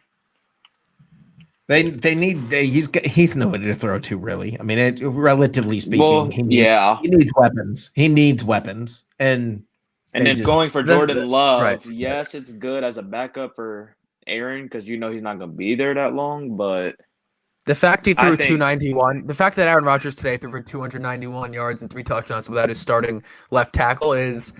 I don't like this Aaron Rodgers slander that happens a lot because he doesn't play for mine, but that's. Aaron Rodgers, he's still. I'm not your. Then this will be an interesting rest of this conversation. Yeah, because I'm happy to pile on that. I don't want Packers fans should not want to push Aaron Rodgers out of town for Jordan Love, who didn't look good at practice. I don't think he's going to be. I don't think Jordan Love is ever going to start an NFL game. Right. or the Packers. I agree with you on that. No, I agree with you on that. Aaron Rodgers, if you think that you should push Aaron Rodgers out for a developmental quarterback that might not develop, if with this team with no receivers besides Devontae Adams and an offensive line that is, if you're not paying your left tackle now, how is a quarterback going to develop? Look at the Jets. I know I keep referencing that, but it's a perfect example. They didn't look. All right, I'll do it. Look at the Colts. The Colts drafted Andrew Luck in 2012. Right. They didn't decide offensive line was important until it was too late and he had to retire. Right. That was what happened. And now it's you can't develop a quarterback like that. Andrew Luck was a generational quarterback, and I'm upset that he had to retire how he did, because I think that the Colts this year, look at the Colts team this year and all those weapons that they have in that defense. Yeah. The Colts would have been a playoff team, possibly a Super Bowl team. Yeah. It would have been consistent every single year. Yeah. You can't develop a quarterback under the way that's going. You can't develop a quarterback without an offensive line. Can't develop a quarterback with a defense that's giving up however many points. It's just not possible. No, I agree with you completely. Tracy just said, is starting the rookie in Miami over Fitzpatrick a good idea? Well, I like this conversation because this is I have an interesting take on this one. Okay. So my opinion is they probably should have let Fitz go ahead and finish the season and make sure that Tua is healthy. Having said that, they won the game. I mean, but this is a year you had a shot at winning the division, and you probably should have taken that shot. But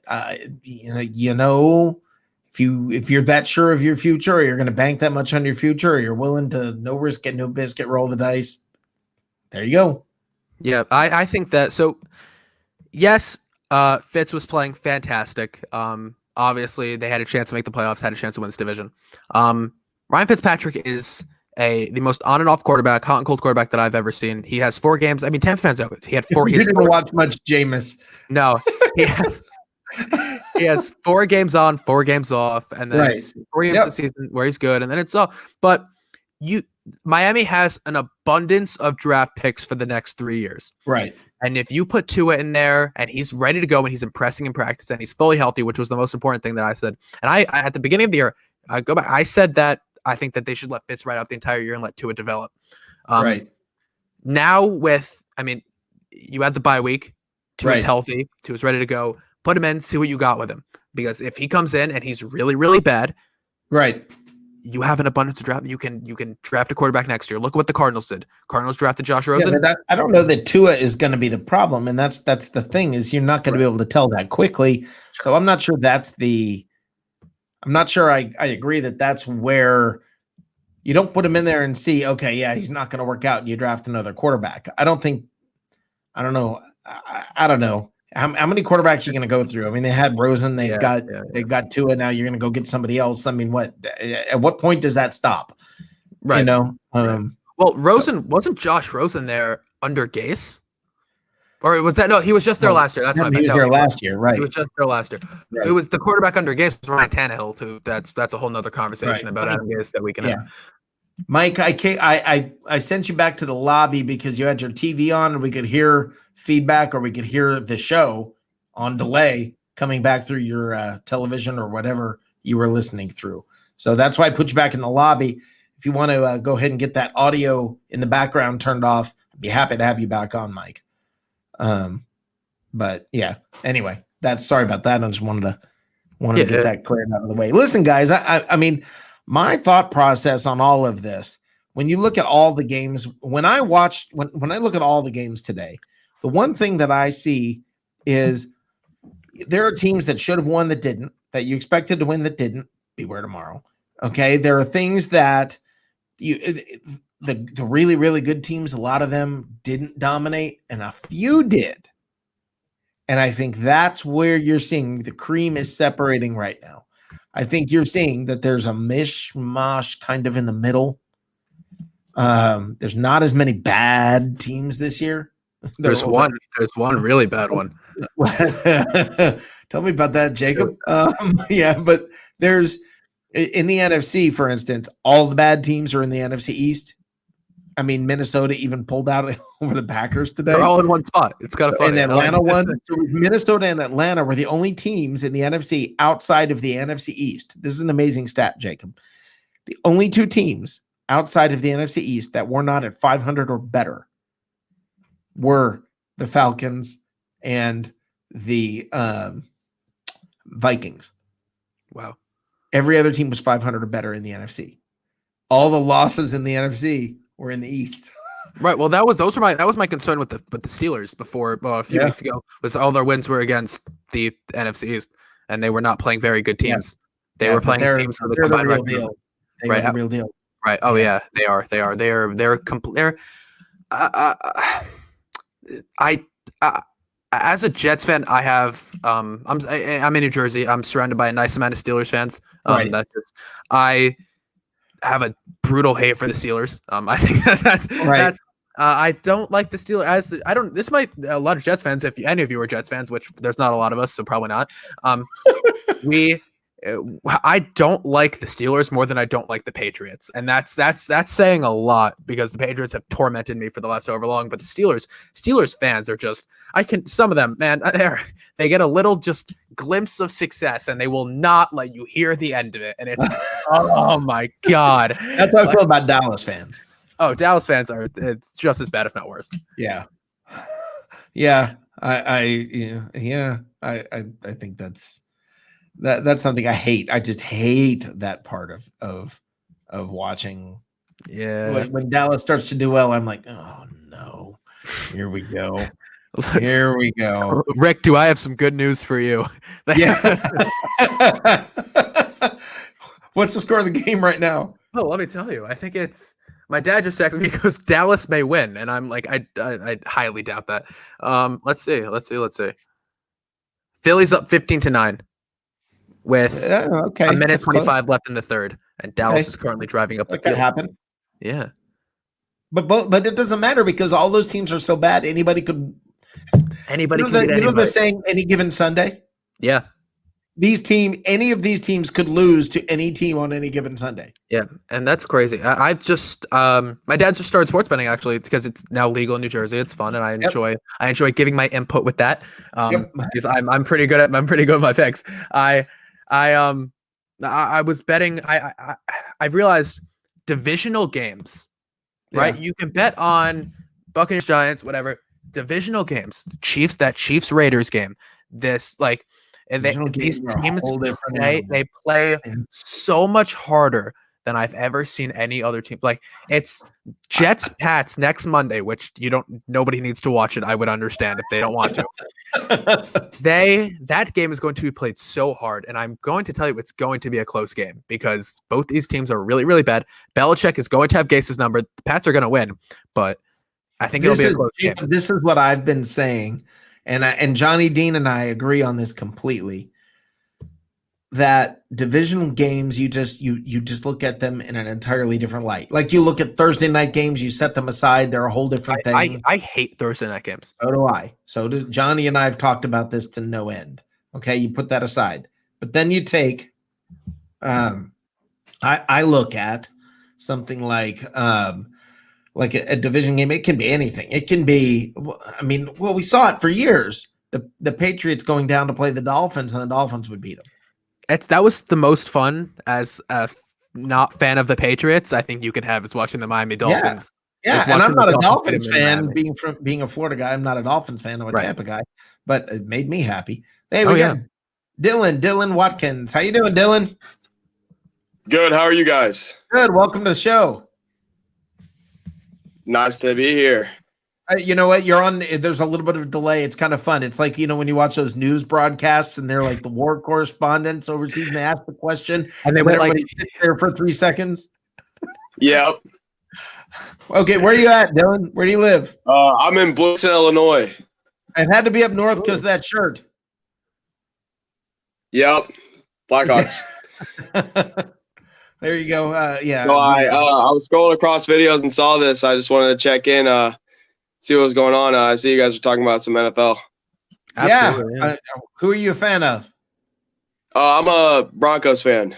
My mom's from Denver. Yeah, my mom's from Denver, so I'm not a bandwagon, I promise. No, it's all good. There's no bandwagon. There's no bandwagon there, buddy.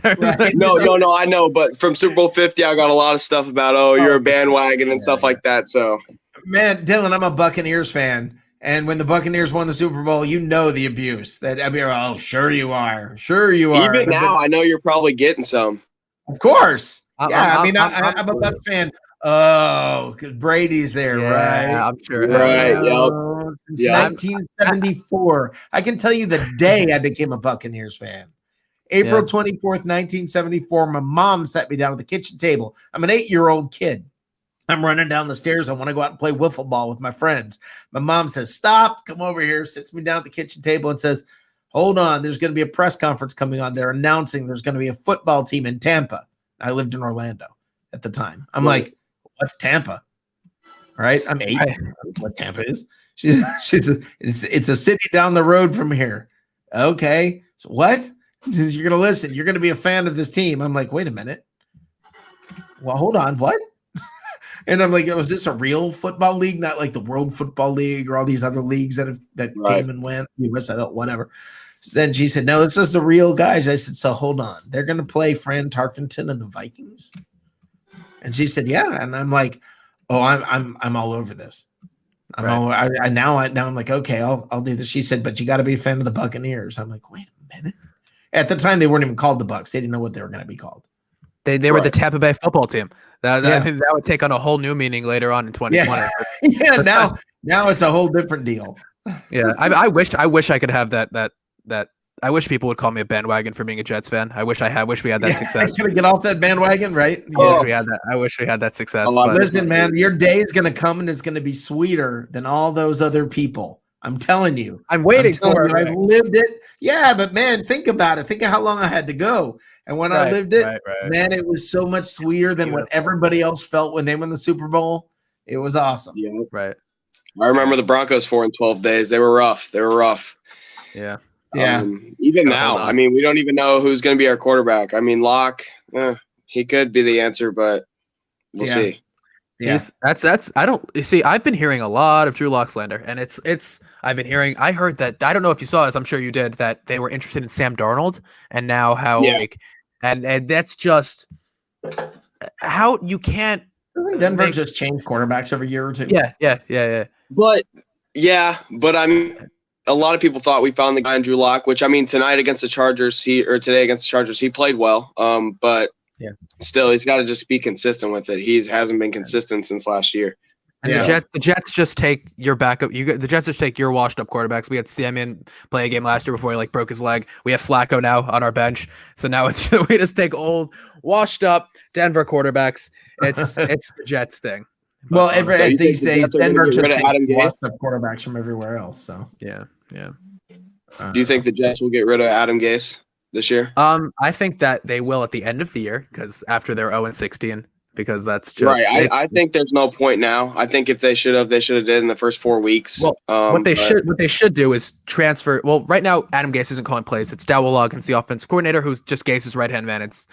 All Dowell Loggins does that Gase doesn't do is motion his guys around all over before whatever. Right. What the Jets need to do is allow each coach to start calling offensive plays. Right? Because what's it going to do? You're losing anyway, right? Let Dowell Loggins call a game. Let JBC call a play. Let Brant Boyer call a play. Let them call a game. It's not going to hurt you. Let the fans call the plays. I can tell you what the Jets are going to do on 2nd and long. The answer is run the ball with 97-year-old Frank Gore. That's what they do. Right up the middle for 3 yards. Then it's 3rd and long. It's an incomplete pass to it's either a drop or just a missed throw or a pick six from Darnold. It's just so predictable. It's a screen pass. It's always a screen pass, and it's not like we're good at it. Yeah. You know who looks good right now? The only thing that's promising is the rookies look good. That's all I want to see. Right? Yeah. That's all I care about. Yeah. Is that the rookies look good because that means Joe Douglas can scout talent. He can make picks, and what he's doing that I like that not a lot of Jets fans understand is that he's getting rid of everything from the Mike McCagnon era because that set us back 10, 15 years in terms of salary cap and players and everything and draft picks. And it was just, you're signing CJ Mosley. The Jets were signing guys. So that last year before they fired Mike McCagnon, 2018, after the season, they let him hire a head coach, draft, sign free agents, re-sign players, and managed everything. And then they fired him. after all that before, and then Joe Douglas came in, and Joe Douglas didn't hire Adam Gase, so I don't think he's going to have a problem firing him. And it's just Mike Maccagnan was the worst thing to happen to this team since I couldn't tell you since that's it's like it was horrible. And that's saying something. Yeah. It's that's the problem. Joe Douglas has no emotional connection with any of these players that Mike Maccagnan drafted. Right. So he's okay with selling them down the river for draft picks where he can make his own decisions. And guess what? These decisions have proven to be really good so far. He's going to build his own team, and all these guys are going to mesh really, really well with a head coach that cares about football and isn't taking smelling salts before the game. Right. Now I've got a question, Dylan. What do you expect out of the Packers this year? Breaking news. The Jets just traded Avery Williamson and a 2027 round pick to Pittsburgh for a 2022 5th round pick. Pittsburgh. Oh man. Pittsburgh just got a even better defense, and that's crazy because Pitt already has one of the best defenses in the league, if not the best, because they did just show that today against the Ravens. This is exactly what like the Buccaneers are doing. Everybody looks at now. You know how in baseball, right before the trade deadline, the teams that are good, you're either in a buy position or sell position. It hasn't been that way in football. The trade deadline would come and go, and not much would happen. Everything's changing, and now teams are putting themselves in the buy and sell position. And everybody's doing this just like baseball.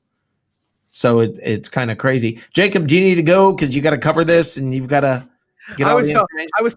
I was harassing my Steelers friends. Oh no, I mean it's just I just don't want to keep you. Oh no, absolutely. I'm here to talk. Extra. You've already stayed extra, so I don't even want to do that to you. Dylan, what do you expect out of the Packers this year? So the Packers, honestly, today's loss definitely did shake in my faith for them this year. But I think they're still a good team. I think. What's up? Didn't the Buccaneers game shake your faith? I don't mean that sarcastically. I mean, I'm a Bucs fan, yes, but the Packers got handled. Oh yeah. I mean, embarrassed. Right. Yeah, it did. But then again, that was the Bucs. We expected good from them this year. The Vikings. Then again, the Vikings were expected to do decent this year, but coming off of that, I'm pretty sure 1-5 start this year. Justin Jefferson looks great, but that's all you can really say from that team. I mean, Kirk Cousins isn't playing like primetime Kirk, playoff Kirk, like he did last year. He played very well last year. This year, he didn't come in and playing like that. So Packers, I expect them to win the division only because the Bears. I do have a bet for the Bears to win, or not to win the division, but to be top 2. But I still don't think the Bears will. I think the Packers will win the division this year. You don't think they're going to be top 2? Or you think they will? I think the Bears will be top 2 this year. I think the Lions might give them a little run for their money, but the Bears are just looking. Their defense is looking good right now. Their offense needs work on the O-line and the run game, and they just didn't figure out what quarterback. But a lot of that has to do with the O-line. So, right, okay, very cool. Well, what do you guys think? I mean, didn't I think Drew Brees passed Brady for the touchdown for touchdown passes, all-time NFL touchdown passes? I think he passed him today. I'm pretty sure I did see that. Yeah, I'm pretty sure I did see that. So it's going to be a back and forth battle for the rest of the season between those two. Yeah, but Brady's going to come out on top. It's going to happen. Well, I mean, is it just me? Okay, I'm a Bucs fan, so I want Brees to kind of start, not performing as good. So he will. Is it just me, or is he really just not? He's just not Drew Brees. I'll say it. Drew Brees isn't good anymore. Take a break. Okay, he needs to take a break. Jacob, a break. I mean, you take a break at that age. Last year he got hurt, and Teddy Bridgewater stepped in. This year they have Jameis Winston. They have a reliable starting quarterback for at least a little bit. I think Drew Brees is just getting to the. I think. Reliable. I'm a Bucs fan. Reliable. We're gonna have words. I know. You got to realize. I know he did lead the league in interceptions last year, but he did also like do He very threw well. 30 Yes, he threw. You could He do that threw- though when you're. He did throw 32 touchdowns, but But he threw did throw 30 about the same interceptions. interceptions. Right. Right. And I Can't understand throw that. 30. Do you know Brady's thrown 4? We're at the midpoint of the year. I'm sorry, but you look. You okay. I get that Jameis argument that he threw however many touchdown passes. If you throw the ball up to 2 top 10 receivers, most of the time they're going to catch it, and the times they don't, it's going to be picked off. So that's he's not necessarily reliable in that offense in New Orleans. They like the checkdowns and all that to Kamara, and I think most of that is because Drew Brees can't throw the ball. I said before, Drew Brees just really isn't like that good anymore. That's the Saints have been playing off. Lame ducks he was throwing up today, and the passes that they were off the mark, and it just wasn't. No. The Saints have been playing off reputation for the last 2 years, and that's just it's if you're a Saints fan, that's not necessarily what you want to hear. But your team is just going down. You need to trade Michael Thomas. He's a problem for your team. That is I don't They're think not looking that's to really. trade him.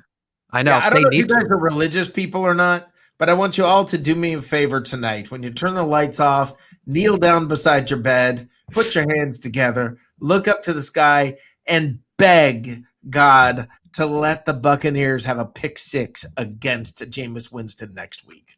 Somehow, some way. Is he playing? No. He should. Just for That's what I'm saying. He should be playing. For one series, let something happen. Teddy Bridgewater should be the quarterback of the New Orleans Saints right now. Absolutely. Think of what that team would be. So, good. But if Jameis, great. Oh my God! So you're saying Drew Brees should have retired last year? The healing that would take place. The healing that would take place as a Buccaneers fan would be epic and beyond belief. I mean, it would be beyond words. It would be. I think you might cry. I think that might. There's no might. There is no might about it. Okay. Oh my. I'll sign on, log on, and let you watch. Okay. I'll come on the show. Yes, I will cry if that happens next week. I promise. So I have a quick question. So is this your show then? Yeah. We're here on the Bucs Report. Okay. Yeah. So how long have you guys been doing this, or you've been doing this?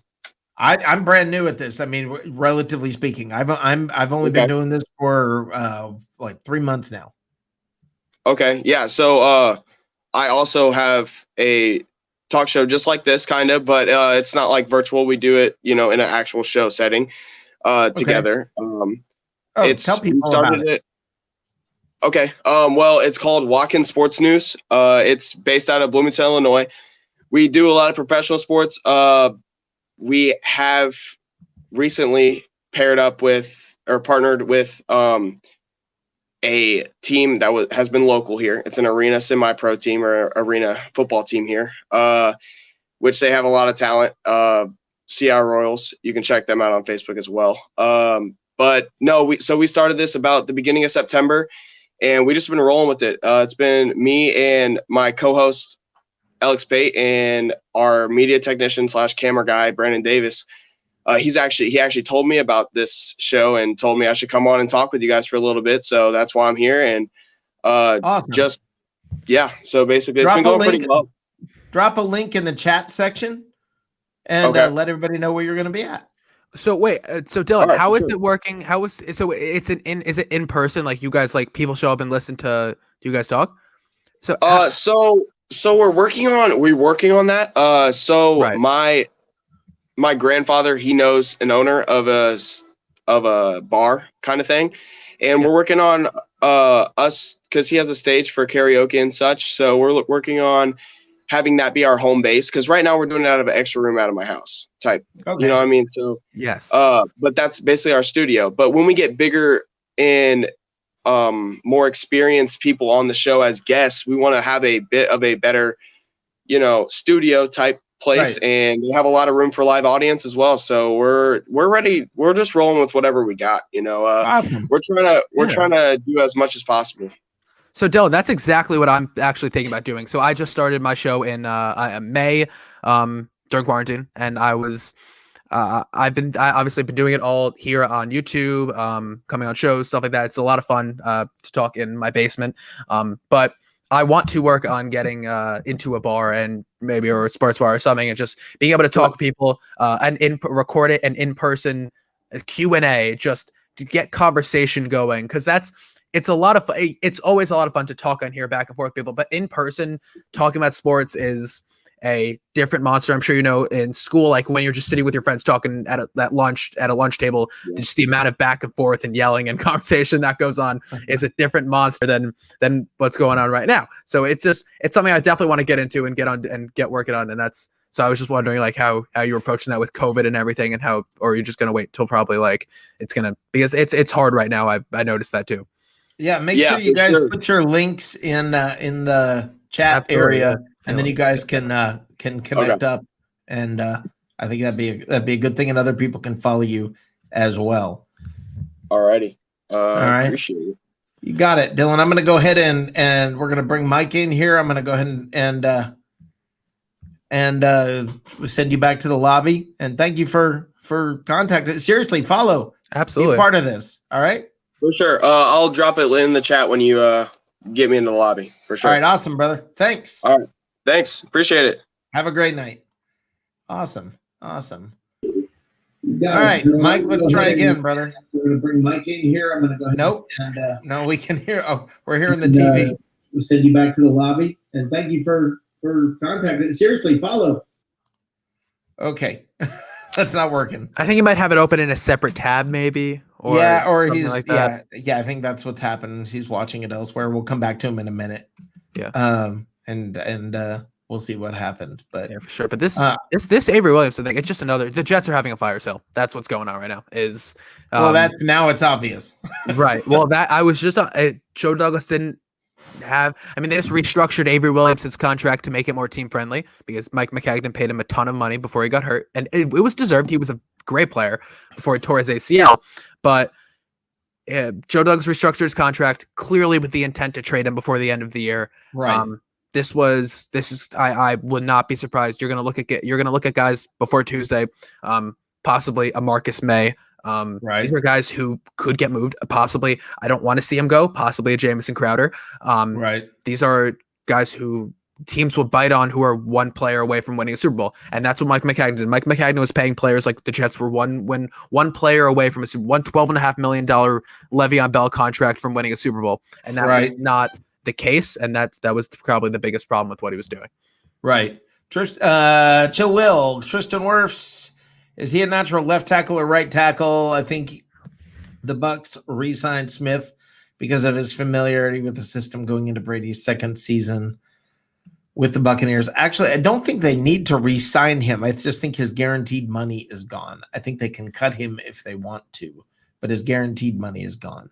Yeah. So, yeah, they can keep him around if they want to.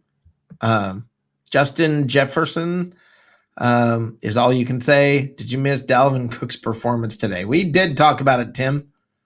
We did talk about it.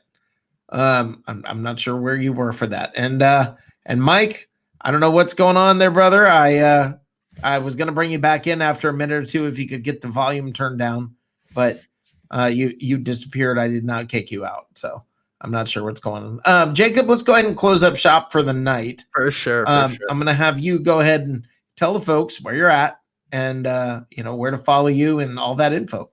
Yeah, for sure. So yeah. So the Hard Count Football Podcast, that's on same name on YouTube and on SoundCloud. And then the Hard Count Football Podcast live is Tuesday nights at 7 p.m. Eastern. Come on this Tuesday. We're talking week 8. We're talking the trade deadline is Tuesday. And like I said, everyone's going to be super stressed out about the election. And so to give yourself maybe a break or to not worry so much about what's going on, come on, we're talk. give me some questions. We'll talk about get some guests on, and yeah, it's gonna be a lot of fun. And then you can follow me on Twitter at Jacob Charno and on Instagram at HardCountFootball. Send me questions, I'll answer them. Fantasy questions, football questions. I will give you my opinion on everything, and I respond to everybody. So go reach out. Jacob, you are awesome, and thank you. And anytime, and I mean it, brother, anytime you want to come on this show, you are more than welcome, and I'm honored that you took part. Absolutely, Rick. Just send me a text, and I will absolutely be on. And I will. All right. At any time, man. Thanks so much. I want to get back brother. to some soon. Very soon. All right. You have anytime. Sure. You have a good one. Thank you. Bye-bye. All right. That was awesome. Man, that's awesome having Jacob on this show. I really, really like having him around. So guys, are you ready for tomorrow night? Are you ready for tomorrow night? Tomorrow night is when it's all going down, guys. Monday Night Football, the Bucs and the Giants. Guys, I'm jacked up about this game. I'm looking forward to this. I really, really am. I mean, I love talking football with you guys here in the cheap seats. I mean, absolutely love it. This, to me, power. Thank God for 320 Solar, man. Happy as a man. I'm about as happy as it can be when it comes to the opportunity they've provided for us. You can actually, and let me say this, you can own your own solar. I mean, own your own power. You don't have to pay the power company. You can make money. Instead of renting your power, you can own it. And to me, that's a very, very cool opportunity. And what else is cool is, guys, if right now, maybe because of COVID or whatever, maybe you're struggling with work, don't have a job, you have the opportunity to get certified to sell solar power. You can do it from home. You can do it in your spare time. You can do this. They will work with you. They will train you. Go to sellthesun.com. Sellthesun.com. And the cool thing about that is, if the product is no longer around, you don't have to worry about working. So, I mean, it's pretty much guaranteed this job is going to be around. So sellthesun.com. Now, guys, let's talk for just a couple more minutes here about tomorrow night's game. I'm jacked up about it. My personal thoughts, my personal feelings. It's not going to be close. I'm scared. Got to be honest. I'm scared. Just like what you saw with Tennessee and Cincinnati today. I'm a little scared. If you get caught looking ahead, we'll see if Tom Brady, I think we're going to see the character of this team tomorrow. And if it's I think Matt Colson called it, or somebody called it a monkey stomping. It wasn't Matt. Somebody called it a monkey stomping. And I'm like, I don't even know what that is. I'm a little concerned, but if I want to see, seriously, I want some damage done tomorrow night. I want to drop a 50 burger on these guys. I really do. And I just want to see Daniel Jones. I want to see him curled up in the fetal position crying for his mama tomorrow. And it's possible that it could happen. So, guys, it's time to lay down the law tomorrow. It really, really is. So let's do this. Guys, you guys have been great tonight. We had a lot of interaction. This was a whole lot of fun. I think this is going to be awesome. I'm looking for some serious. I mean, I think JPP is going to be a beast tomorrow. A couple sacks. I think I don't know. People are coming from everywhere. I don't know what to expect from this defense. I've never had more fun watching a defense. I don't even know what's happening every single stinking play. I don't know what's happening, and it's always good. I mean, it's so much fun. I mean, when Tom Brady drops back to throw a pass, I'm not clutching, my seat like I'm on a roller coaster. I'm confidently watching it go down, and it's a lot of fun. So I do want to thank you guys for being a part of the show tonight. Thanks a lot. It's been an exciting show. It's been a lot of fun, and I'm glad to have had you guys be a part of tonight's live from the cheap seats here on the Bucs Report, brought to you by 320 Solar. And whatever you do, make sure you tune in Tuesday night. Tuesday night, we're gonna have our second What's Cooking in the South. And last night, What's Cooking in the South was awesome. It was a lot of fun. So I will talk to you guys on Tuesday night, and we'll have a good time then, celebrating hopefully yet another Buccaneer victory. And think about what that would be if the Buccaneers win this. They're 6-2. That's going to be, when you put it in comparison to last year, this is a lot of fun. You guys, I will talk to you tomorrow, or I'm sorry, Tuesday night. Enjoy the game. Monday Night Football. Go Bucs. This could be us, but you haven't called. Call 1-833-77-SOLAR right now and join the 320 Solar Happy Customers Club for $0 down and no payments until 2022. We'll put the power back in your hands. 320 Solar. Power up. 10, 9, 8, 7, 6, 5, 4, 3, 2, 1, 0.